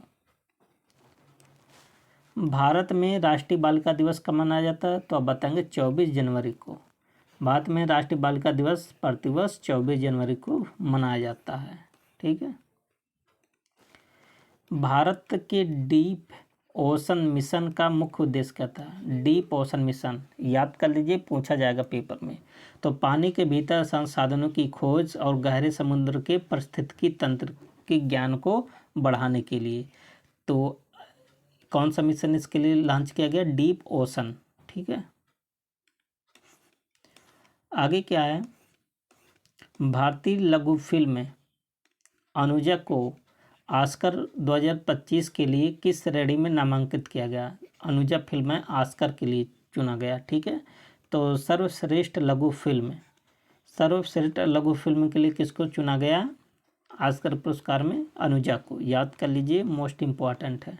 ठीक है, भारतीय लघु फिल्म अनुजा को 2025 ऑस्कर के लिए सर्वश्रेष्ठ लघु फिल्म श्रेणी में नामांकित किया गया है।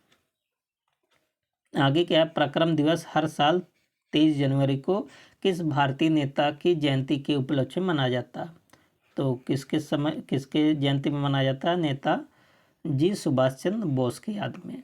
और इनका जन्म कब हुआ था? 23 जनवरी 1897 को हुआ था। कहाँ? उड़ीसा के कटक में हुआ था। ठीक है, आगे क्या? 2025-26 विपणन सत्र के लिए कच्चे जूट के लिए नया न्यूनतम समर्थन मूल्य क्या है?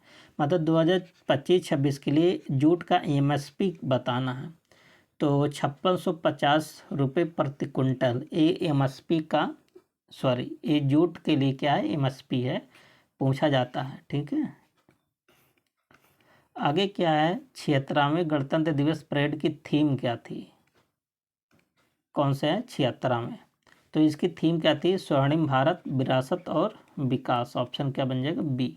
मोस्ट इम्पॉर्टेंट ये भी है। ठीक है, तो 76वें गणतंत्र दिवस परेड में विभिन्न राज्यों, केंद्र शासित प्रदेशों और केंद्रीय मंत्रालयों को कुल कितना झांकियाँ निकाली गई? 26 झांकियाँ निकाली गई।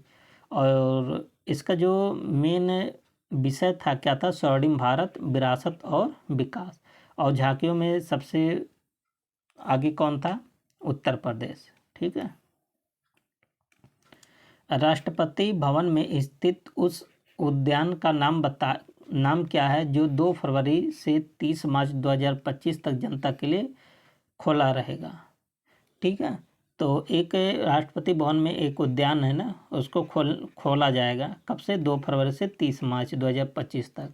उसका नाम क्या है? अमृत उद्यान। ठीक है, मोस्ट इम्पॉर्टेंट है, याद कर लीजिए, अमृत उद्यान।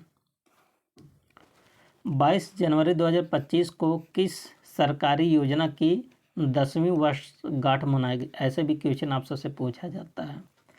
तो बेटी बचाओ और बेटी पढ़ाओ, तो आप जानते हैं कब शुरू किया गया था? 2015 में पानीपत के हरियाणा से मोदी जी ने इसको शुरू किया था। तो 2025 में कितना साल हो गया? 10 साल। आगे क्या है कि बेटी बचाओ बेटी पढ़ाओ योजना के तहत 2023-24 के आंकड़ों के अनुसार भारत में जन्म के समय लिंग अनुपात क्या है? मतलब ये देखिए कितना अंदर से क्वेश्चन पूछ लिया गया है। बेटी बचाओ बेटी पढ़ाओ के तहत तो अब लिंग अनुपात क्या रह गया? तो 930 है। ध्यान देना, ऐसे क्वेश्चन आ जाएगा। 2011 की जनगणना नहीं पूछ रहा है। ठीक है, इम्पॉर्टेंट है रिपोर्ट। जन्म के समय लिंग अनुपात कितना? 918। और 2014-15 में कितना था? 918 था। और अब कितना बढ़कर हो गया? 930 हो गया, 2023 हो गया उसमें। तो कुल मिला के बढ़ गया है। ठीक है, आगे क्या है? किशन गंगा और रातले जल विद्युत परियोजना पर भारत और पाकिस्तान के बीच विवाद को सुलझाने के लिए तटस्थ विशेषज्ञ नियुक्त किसने किया? तो बताएंगे विश्व बैंक।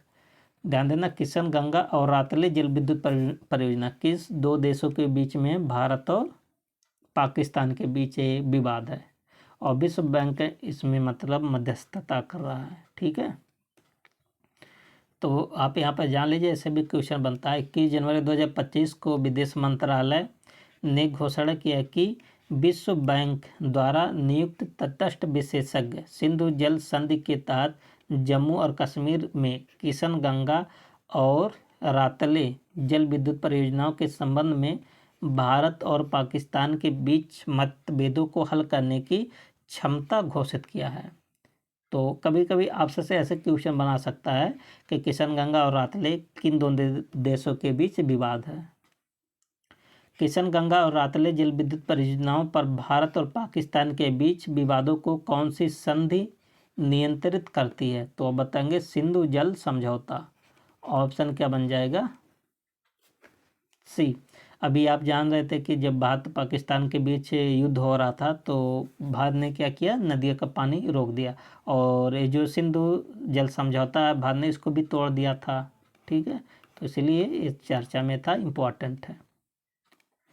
संयुक्त राज्य अमेरिका के 47वें नंबर के राष्ट्रपति कौन बने हैं? तो डोनाल्ड ट्रंप बने हैं। ठीक है, तो 20 जनवरी 2025 को यूएसए के 47वें नंबर के राष्ट्रपति। अच्छा, जो अमेरिका में राष्ट्रपति का कार्यकाल कितना होता है? तो इन सब का कार्यकाल कितना होता है? 4 साल के लिए बनते हैं। जबकि हमारे यहाँ कितने साल के प्रधानमंत्री बनते? 5 साल के लिए। जनवरी 2025 में डोनाल्ड ट्रंप के साथ उपराष्ट्रपति के रूप में किसने शपथ लिया? तो कमला हैरिस। कमला हैरिस क्या है? कमला हैरिस नहीं, कौन है? उपराष्ट्रपति। तो जेडी वेंस, ठीक है, ये उपराष्ट्रपति हैं। आगे क्या है? किस राज्य ने जनवरी 2025 में समान नागरिक संहिता यूसीसी लागू करने के लिए मैनुअल को मंजूरी दे दिया? तो उत्तराखंड, ठीक है, उत्तराखंड पहला राज्य है। इससे पहले गोवा भी लागू किया, लेकिन स्वतंत्र बाद में उत्तराखंड पहला राज्य है, ठीक है। एक क्वेश्चन पूछा जा सकता है, उत्तराखंड के मुख्यमंत्री कौन है जिन्होंने जनवरी 2025 में यूसीसी मैनुअल को मंजूरी देने की घोषणा किया? तो उत्तराखंड के मुख्यमंत्री कौन है? पुष्कर सिंह धामी हैं, ठीक है। एंटिटी लॉकर का प्राथमिक उद्देश्य क्या है? इसका उद्देश्य कि व्यावसायिक और संगठनात्मक दस्तावेजों का प्रबंधन करना। देखिए, एंटिटी लॉकर नामक एक नया डिजिटल प्लेटफॉर्म है, ठीक है। एक क्या चीज़ है? एंटिटी क्या है? Digital platform. किस संगठन ने एंटिटी लॉकर प्लेटफॉर्म विकसित किया? तो एंटिटी क्या है? डिजिटल लॉकर है। तो कौन विकसित किया? तो आप बताएंगे राष्ट्रीय ई गवर्नेंस प्रभाग ने, ठीक है, NEJD ने, सरकारी संगठन है, ठीक है। आगे क्या है? खो खो विश्व कप 2025 के महिला और पुरुष दोनों फाइनल किस देश ने जीता? ध्यान देना, खो खो में महिला और पुरुष दोनों की बात किया, तो दोनों में कौन सा जीता? अपना देश भारत ने जीता। इम्पोर्टेंट, बहुत इम्पोर्टेंट है, ठीक है। खो खो में चाहे महिला का नंबर हो चाहे पुरुष, दोनों में भारत ने जीता। खो खो विश्व कप 2025 के दौरान भारतीय महिला खो खो टीम की कप्तान कौन थी? जो महिलाओं में कप्तान कौन थी? भारत ने जीता है। और महिला की कप्तान कौन थी? प्रियंका इंगले, ठीक है, याद कर लीजिए, प्रियंका इंगले थी। इजरायल और हमास के बीच युद्ध विराम कब लागू हुआ? तो इजरायल और हमास के बीच युद्ध विराम कब हुआ था? 19 जनवरी को। स्विट्जरलैंड के दावोस में 55वीं विश्व आर्थिक मंच WEF की वार्षिक बैठक कब हुई? तो स्विट्जरलैंड में हुआ था। इसका बैठक कब हुआ था? तो अब बताएंगे 20 से 24 जनवरी 2025 के मध्य। 55वीं विश्व आर्थिक मंच WEF की वार्षिक बैठक 20 से 24 जनवरी 2025 को कहाँ हुआ था? स्विट्जरलैंड के दावोस में हुआ था। आगे क्या है कि ICC चैंपियंस ट्रॉफी 2025 के लिए भारत की टीम का कप्तान किसे बनाया गया? तो भारत की टीम का कप्तान कौन बने हैं? रोहित शर्मा बने हैं। चैंपियंस ट्रॉफी 2025 के लिए भारत की टीम रोहित शर्मा कप्तान, और सुमन गिल को क्या बनाया गया है? उप कप्तान, ठीक है, सुमन गिल क्या है? उप कप्तान। उस मिशन का नाम क्या है जिसके तहत भारत ने अपना पहला अंतरिक्ष डॉकिंग हासिल किया? ये भी मोस्ट इम्पॉर्टेंट है। तो आप बताएंगे स्पेसडेक्स। ऑप्शन क्या है? C option.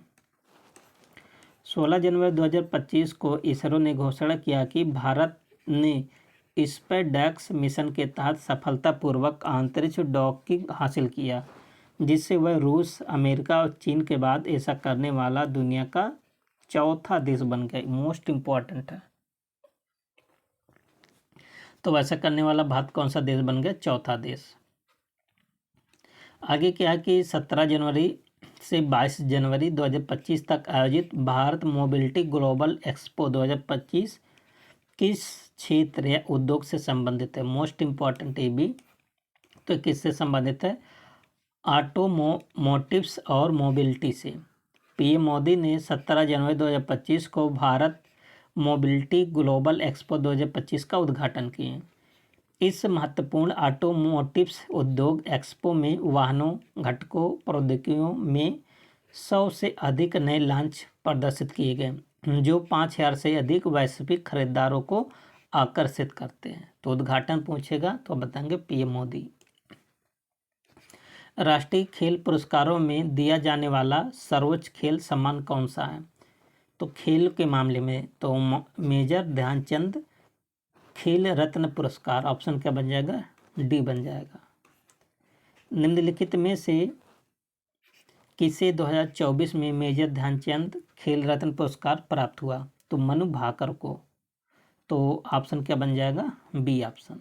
ठीक है, यहाँ पर देखिए मेजर ध्यानचंद खेल रत्न पुरस्कार डी गुकेश को भी मिला है शतरंज के लिए। ठीक है, मनु भाकर को भी मिला है, ओलंपिक डबल पदक विजेता थी, और हरमनप्रीत को भी मिला, पुरुष हॉकी टीम के कप्तान भी थे, और प्रवीण कुमार पैरा ओलंपिक स्वर्ण पदक विजेता थे। तो इतने सारे लोग को मिला था मेजर ध्यानचंद खेल पुरस्कार, 1, 2, 3 और 4 लोग को। ठीक है, याद कर लीजिएगा, पूछ लिया जाएगा।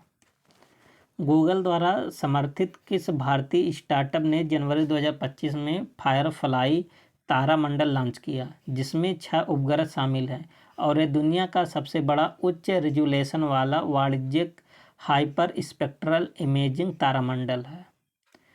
तो किसके द्वारा लॉन्च किया गया, तो आप बताएंगे पिक्सल स्पेस के द्वारा। ठीक है, गूगल द्वारा समर्थित बेंगलुरु स्थित स्टार्टअप पिक्सल स्पेस कहाँ पर है, बेंगलुरु में, कैलिफोर्निया से स्पेस एक्स रॉकेट का उपयोग करके 14 जनवरी 2025 को अपना पहला निजी उपग्रह तारामंडल फायरफ्लाई लॉन्च किया गया। स्वामित्व योजना का मुख्य उद्देश्य क्या है, तो इसका उद्देश्य के ग्रामीण क्षेत्रों में संपत्ति मालिकों को अधिकार अभिलेख प्रदान करना मोस्ट इम्पॉर्टेंट है। ठीक है, देखिए 18 जनवरी 2025 को प्रधानमंत्री नरेंद्र मोदी ने 50,000 गाँव में लाभार्थियों को स्वामित्व योजना के तहत 65 लाख से अधिक संपत्ति कार्ड वितरित किए, इसलिए सुर्खियों में था। ठीक है, और 7वें वेतन आयोग का कार्यकाल कब समाप्त होने की उम्मीद है, तो जो 7वां वेतन आयोग खत्म होगा तो 8वां वेतन आयोग लगेगा, कब समाप्त होगा, 2026 में। ठीक है, सरकार ने 16 जनवरी 2025 को केंद्रीय सरकारी कर्मचारी और पेंशन भोगियों के लिए 8वें वेतन आयोग के गठन की घोषणा की, तो 7वें वेतन आयोग का कार्यकाल 2026 में समाप्त होगा। 2025 में भारत के 76वें गणतंत्र दिवस समारोह के मुख्य अतिथि कौन थे, तो मुख्य अतिथि कौन थे, ये याद कर लीजिए, मोस्ट इम्पॉर्टेंट है। इंडोनेशिया के राष्ट्रपति थे बी प्रोबो सुमंतो। ठीक है, इंडोनेशिया के राष्ट्रपति प्रोबो सुमंतो 2025 में भारत के 76वें गणतंत्र दिवस के मुख्य अतिथि थे। सतीश धवन अंतरिक्ष केंद्र कहाँ स्थित है, ये भी बहुत सुर्खियों में रहता है, तो आप बताएंगे श्रीहरिकोटा आंध्र प्रदेश में। ठीक है, आगे क्या है, नेक्स्ट क्वेश्चन, जनवरी 2025 में जारी AQS world future skill index में भारत कौन सा स्थान है, तो AQS world future skill index में भारत का द्वितीय स्थान, दूसरे नंबर पर भारत है। ठीक है,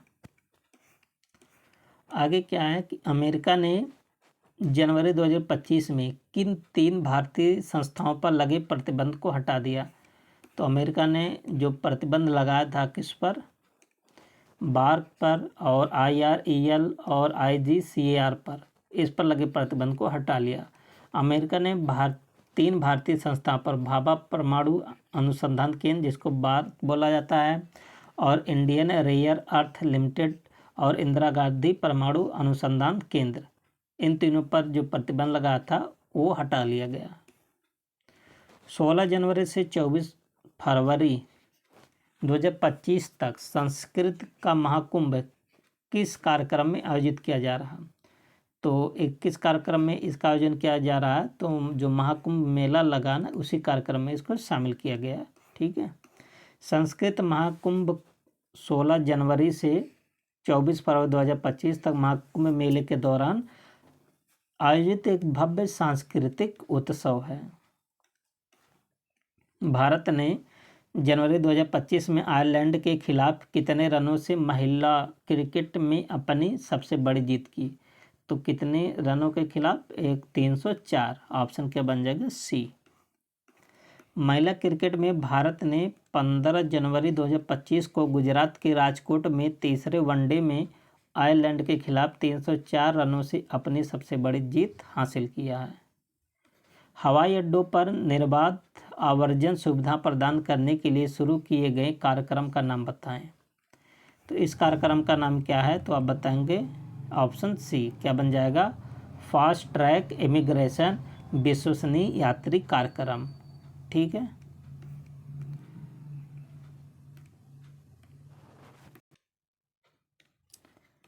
अगला क्वेश्चन क्या है कि जनवरी 2025 में 2 नए बटालियनों के निर्माण के बाद केंद्रीय औद्योगिक सुरक्षा बल जिसको बोलते हैं CISF की अपेक्षित कुल संख्या कितनी हो गई। तो 2 नए बटालियन बने हैं। ठीक है। अब कुल कितने हो गए, 2 लाख, लगभग कितना हो गया, 2 लाख। ठीक है। आगे क्या है, भारतीय सेना के पहले भारतीय कमांडर इन चीफ कौन थे। तो आप बताएंगे जनरल KM करियप्पा थे। ठीक है। ऑप्शन क्या बन जाएगा, सी। आगे क्या है, सिंगापुर के राष्ट्रपति थरमन शानमुगारत्नम, ठीक है, भारत की अपनी 5 दिवसीय राजकीय यात्रा के लिए नई दिल्ली कब पहुंची थी। तो 15 जनवरी को। ये मोस्ट इम्पॉर्टेंट है, ये पूछ सकता है कि सिंगापुर के राष्ट्रपति कौन थे, तो आप केवल थरमन के नाम से याद कर लेना। किस नाम से, थरमन। ठीक है। ये थरमन के नाम से याद कर लेना, चाहे आप बताएंगे यहाँ पर देखिए रतनम के नाम से याद कर लेना। ठीक है। तो यहाँ पर क्या है, देखिए सिंगापुर के राष्ट्रपति थरमन 15 जनवरी 2025 से शुरू होने वाली भारत की 5 दिवसीय राजकीय यात्रा पर नई दिल्ली पहुँचे हैं। ठीक है। और मकर संक्रांति पर सूर्य किस राशि में प्रवेश करता है। तो मकर संक्रांति पर सूर्य किस राशि में, देखिए मकर संक्रांति मकर में होगा, तो ऑप्शन क्या बन जाएगा, बी। ठीक है। देखिए मकर संक्रांति भारतवर्ष में मनाया जाने वाला एक जीवंत हिंदू त्यौहार है जो सूर्य के मकर राशि में प्रवेश का प्रतीक है। मकर संक्रांति को भारत के किस राज्य में पोंगल के रूप में मनाया जाता है। तो तमिलनाडु में। ठीक है। तो दक्षिण भारत में मकर संक्रांति को तमिलनाडु में किस नाम से मनाया जाता है, पोंगल। ठीक है। मकर संक्रांति को तमिलनाडु पोंगल, गुजरात में उत्तरायण और पंजाब में लोहड़ी जैसे विभिन्न नामों से मनाया जाता है। तो अलग अलग प्रदेशों में अलग अलग नामों से मनाया जाता है। ये मोस्ट इम्पॉर्टेंट है, सोनमर्ग सुरंग कहाँ स्थित है। तो आप बताएंगे जम्मू कश्मीर में। ठीक है। PM नरेंद्र मोदी ने 13 जनवरी 2025 को मध्य कश्मीर के गंदेरबल जिले में सोनमर्ग सुरंग का उद्घाटन किया, क्योंकि इसका उद्घाटन कौन किए थे, PM मोदी जी ने। ठीक है। कब उद्घाटन, 13 जनवरी को, सोनमर्ग सुरंग जम्मू कश्मीर में। महिला अंडर-19 वनडे ट्रॉफी के इतिहास में सर्वोच्च व्यक्तिगत स्कोरर कौन बनी है। तो आप बताएंगे इरा जाधव। ऑप्शन क्या बन जाएगा, डी ऑप्शन। ठीक है। और कितने साल के हैं, 14 वर्षीय। इस प्रतिभाशाली खिलाड़ी ने बेंगलुरु के आलूर क्रिकेट स्टेडियम में मेघालय के खिलाफ 157 गेंदों पर 346 रनों की नाबाद पारी खेली है। खो खो विश्व कप 2025 में भारतीय पुरुष टीम का नेतृत्व कौन किया। तो अभी आप ऊपर को महिलाओं का बताए थे कप्तान कौन थे, तो अब पुरुषों में कप्तान या कसरत नेतृत्व कौन किया, तो आप बताएंगे प्रतीक वाइकर ने। ठीक है। खो खो विश्व कप 2025 में 20 पुरुष और 19 महिलाएं शामिल थीं और प्रतीक वाइकर की अगुवाई वाली भारत की पुरुष टीम नेपाल, पेरू, ब्राज़ील और भूटान के साथ ग्रुप ए में है। ठीक है। इंग्लैंड के खिलाफ सीरीज के लिए भारतीय 2020 टीम का कप्तान किसे बनाया गया, तो अब बताएंगे सूर्य कुमार यादव को। सूर्य कुमार यादव 22 जनवरी 2025 को कोलकाता में इंग्लैंड के खिलाफ शुरू होने वाले 5 मैचों की 2020 सीरीज के लिए टीम की कप्तानी करेंगे, जबकि अक्षर पटेल उप कप्तान होंगे। अक्षर पटेल को क्या बना गया? उप कप्तान, और सूर्य कुमार यादव को कप्तान। 12 जनवरी को राष्ट्रीय युवा दिवस पर किस प्रमुख हस्ती की जयंती मनाई जाती है? जो 12 जनवरी को युवा दिवस बनाया जाता है, राष्ट्रीय युवा दिवस, किसके जन्म? तो बताएंगे स्वामी विवेकानंद। भारत में प्रत्येक वर्ष 12 जनवरी को राष्ट्रीय युवा दिवस मनाया जाता है। यह दिन स्वामी विवेकानंद की जयंती के उपलक्ष्य में मनाया जाता है। प्रयागराज में महाकुंभ 2025 के किस अवसर पर शुरू किया गया? तो अब बताएंगे पौष पूर्णिमा। पौष पूर्णिमा के अवसर पर जो प्रयागराज में महाकुंभ मेला था उसको शुरू किया गया। ठीक है। अगला क्वेश्चन क्या है? प्रयागराज में त्रिवेणी संगम पर कौन सी नदियां मिलती हैं? क्योंकि ये यहाँ पर क्या हुआ था, महाकुंभ मेला हुआ था, तो इससे संबंधित पूछ सकता। तो गंगा, यमुना, सरस्वती, 3 नदियों का संगम होता है। जनवरी 2025 में बिग डेटा और डेटा साइंस के संबंध में भारत किससे जुड़ गया? मोस्ट इम्पॉर्टेंट है, साइंस एंड टेक्नोलॉजी से क्वेश्चन बन सकता है कि आधिकारिक सांख्यिकी के लिए बिग डेटा और डेटा साइंस पर संयुक्त राष्ट्र विशेषज्ञ की समिति के साथ भारत जुड़ गया है।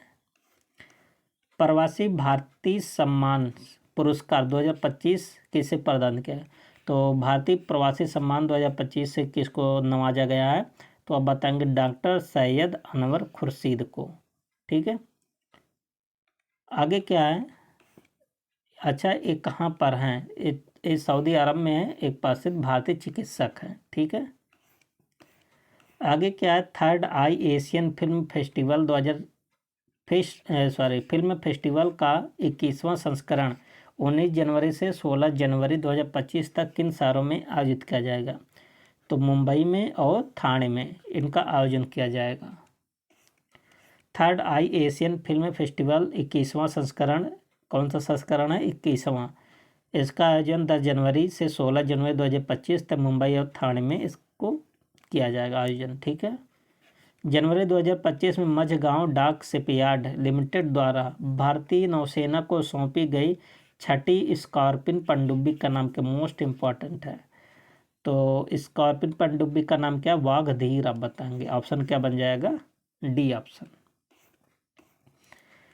अगला क्वेश्चन क्या है कि जनवरी 2025 में लॉस एंजल्स में जंगल की आग की वीरता में तीव्रता में किस प्राकृतिक कारक ने योगदान दिया? तो आप बताएंगे सांता एना हवाएं। ठीक है। आप जानते हैं कि लॉस एंजल्स में बहुत ज़्यादा मात्रा में अमेरिका में आग लगा था। ठीक है। और वहाँ पर आग भड़कने का एक प्रमुख कारण भी माना जाता है, जो वहाँ हवाएं चलती थे, वो भी एक रीजन है, सांता एना हवाएं। ठीक है। लॉस एंजल्स में जंगल की आग ने कहर बरपाया था और आग को सांता एना की तेज हवाओं ने और भड़काया, जिसकी गति 100 मील प्रति घंटे तक पहुंची और परिस्थितियां बेहद शुष्क हैं। दुबई में अरब प्लास्ट 2025 में 125 कंपनियों वाले भारतीय प्रतिनिधिमंडल का नेतृत्व किस संगठन ने किया, जिसने टिकाऊ और विनिर्माण समाधानों और सर्कुलर अर्थव्यवस्था पहलों पर जोर दिया गया? तो इसका आंसर हो जाएगा बी ऑप्शन। ठीक है। आगे क्या? 26 जनवरी 2025 को नई दिल्ली के कर्तव्य पथ पर 76वां गणतंत्र दिवस परेड को देखने के लिए कितने विशेष अतिथियों को आमंत्रित किया गया? तो आप बताएंगे 10,000 अतिथि को आमंत्रित किया गया था। ठीक है। जनवरी 2025 में घाना के राष्ट्रपति कौन बने हैं? ये भी इम्पोर्टेंट है।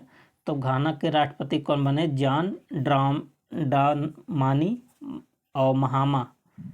ठीक है। जॉन ड्रामानी महामा ने 7 जनवरी 2025 को घाना के राष्ट्रपति के रूप में शपथ ली। ठीक है। और घाना कहाँ पर है? किस मतलब महाद्वीप में? आप सब बताइए। राष्ट्रीय सांख्यिकी कार्यालय NSO के अनुसार वित्त वर्ष 2024-25 में भारत के लिए अनुमानित GDP विकास दर क्या है? मोस्ट इम्पॉर्टेंट है। तो यूनेस्को ने भारत की जो जीडीपी का विकास दर अनुमान कितना लगाया है? 6.4%। ठीक है, ये किसके अनुसार है? यूनेस्को के अनुसार है। ठीक है, इसमें दो तीन आंकड़ा आना चाहिए आपको। एक तो आरबीआई का, एक तो यही वाला। ठीक है, 18वां भारतीय प्रवासी दिवस 8 से 10 जनवरी 2025 में कहाँ आयोजित किया गया था? मोस्ट इम्पॉर्टेंट है। तो एक किस नंबर का? 18वें नंबर का प्रवासी दिवस है। तो आप जानते हैं कि 9 जनवरी 1915 को महात्मा गांधी जी ने दक्षिण अफ्रीका से भारत आए थे। इसीलिए 9 जनवरी को क्या मनाया जाता है? भारतीय प्रवासी दिवस। इसका आयोजन कहाँ पर किया गया? भुवनेश्वर में किया गया, उड़ीसा में। 21 नंबर का था, 18वां नंबर का। ठीक है, आगे क्या है? इंडस फूड 2025 8 से 10 जनवरी 2025 तक कहाँ आयोजित किया गया? इंडस फूड, इसका आयोजन कहाँ पर किया गया? तो आप बताएंगे ग्रेटर नोएडा में। मोस्ट इम्पॉर्टेंट है। तो इंडस फूड 2025 ग्रेटर नोएडा के इंडिया एक्सपो सेंटर में 8 से 10 जनवरी तक आयोजित किया गया। यह एशिया का प्रमुख खाद्य और पेय व्यापार स्रोत है। एथलेटिक्स फेडरेशन ऑफ इंडिया के नए अध्यक्ष किसे बना गया?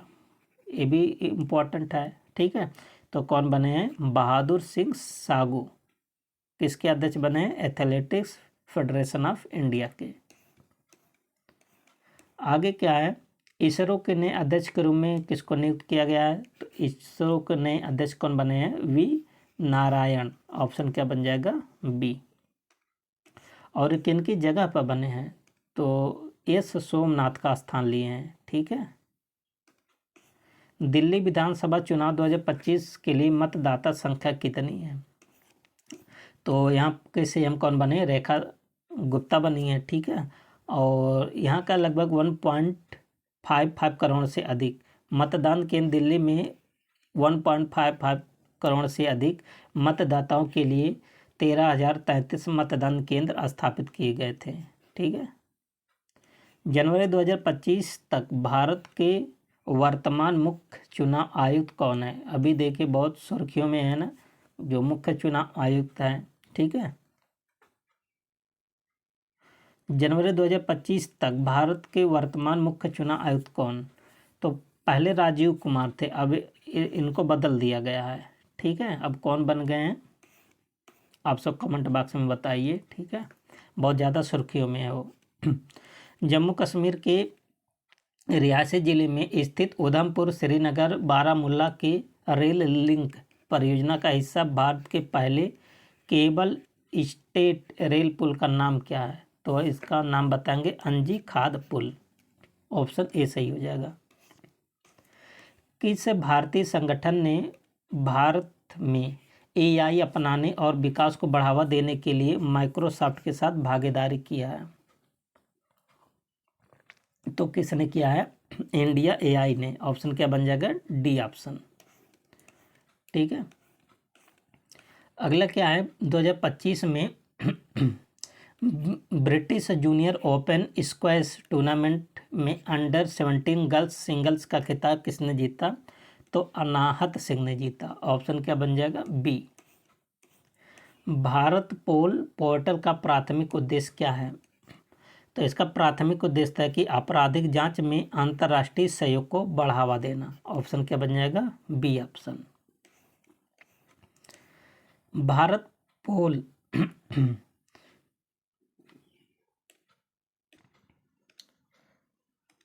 अगला क्वेश्चन क्या है कि भारत पोल पोर्टल किस एजेंसी ने विकसित किया? तो आप बताएंगे सीबीआई। तो भारत पोल को किसने विकसित किया है? सीबीआई ने।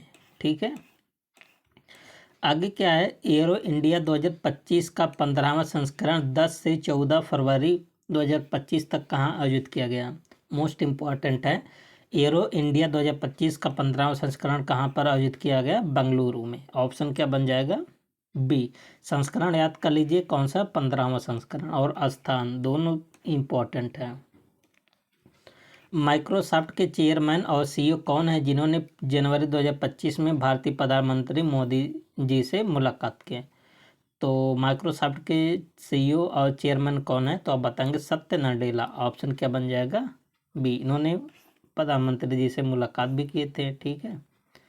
9 साल तक पद पर रहने के बाद जनवरी 2025 में कनाडा के प्रधानमंत्री के पद से किसने इस्तीफा दिया? तो जस्टिन ट्रूडो। ऑप्शन क्या बन जाएगा? सी। ठीक है। 8 साल के बाद इस्तीफा दिए हैं। ठीक है।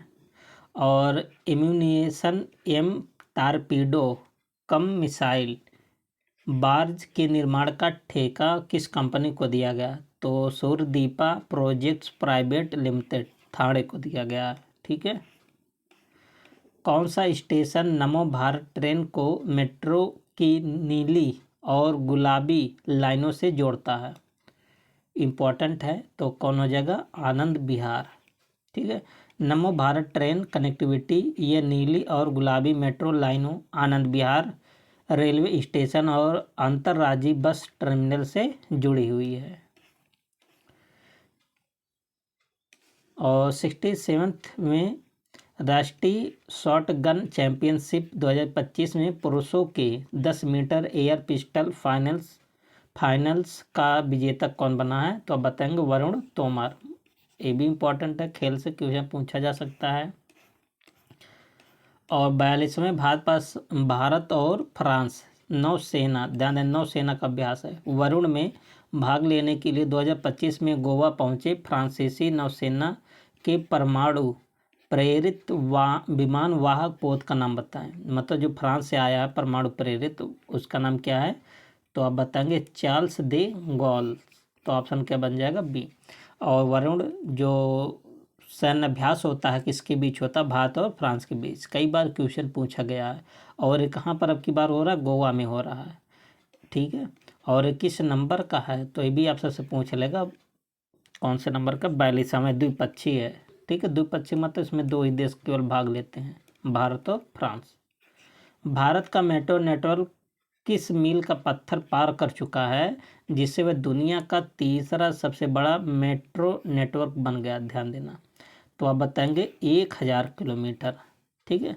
तो भारत जो है दुनिया का तीसरा सबसे बड़ा मेट्रो रेलवे नेटवर्क बन गया है, याद कर लीजिए 30 नंबर पर।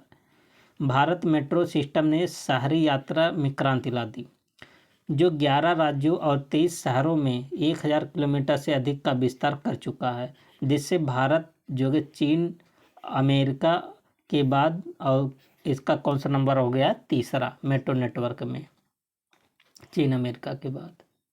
ठीक है। आगे क्या है? मानव एक मेटा नेपन्यू नेपन्यूमो वायरस के सामान्य लक्षण क्या है? तो इसका सामान्य लक्षण क्या होगा? खांसी होगा, बुखार, नाक का बंद होना और सांस लेने में कठिनाई होगा। एक प्रकार का एक वायरस था, इसको याद कर लीजिए, जिसको बोलते हैं क्या चीज? HMPV का मुख्य रूप से कैसे फैलता है? तो व्यक्ति से व्यक्ति संपर्क या दूषित सतहों से माध्यम से। तो व्यक्ति से व्यक्ति संपर्क होने से फैलता है ये सब। सिक्किम के किस जिले में भारत का पहला जैविक मत्स्य पालन क्लस्टर बना है?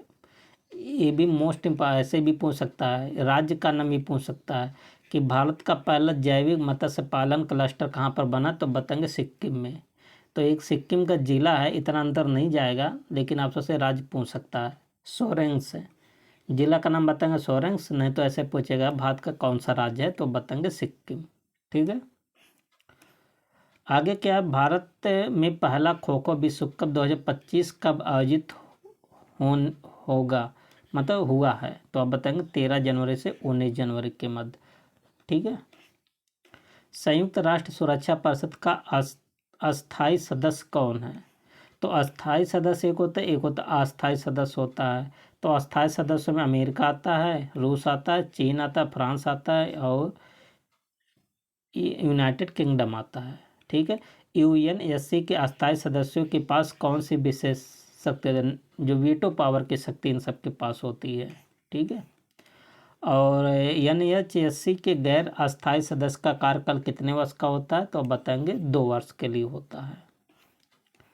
डिजिटल व्यक्तिगत डेटा सुरक्षा नियम 2025 के किस अधिनियम को लागू करने के लिए बनाए गए? तो कौन सा है? डिजिटल व्यक्तिगत डेटा सुरक्षा अधिनियम 2023। ऑप्शन क्या बन जाएगा? बी। इसी को लागू करने के लिए बनाया गया है। अगला क्वेश्चन क्या है कि निम्नलिखित में से किसे 2025 में मेजर ध्यानचंद खेल रत्न पुरस्कार से सम्मानित किया गया? तो 2025 में किसको मिला? हरमनप्रीत को मिला। ठीक है, ऑप्शन क्या बन जाएगा? बी।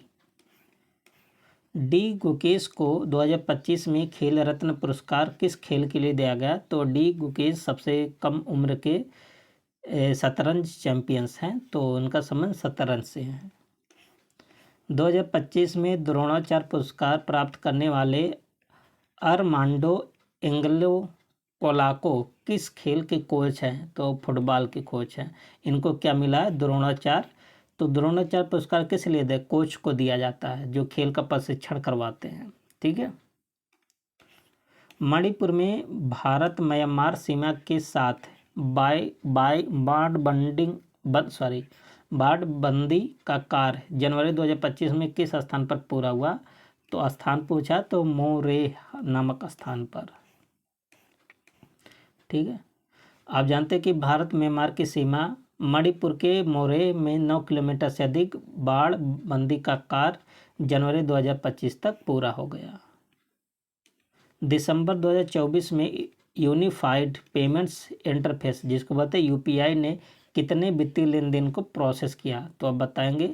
देखिए 16.73 बिलियन, ठीक है, इतने रुपए का क्या किया? लेन देन किया और रिकॉर्ड बना दिया इतने का लेन देन करके। ठीक है।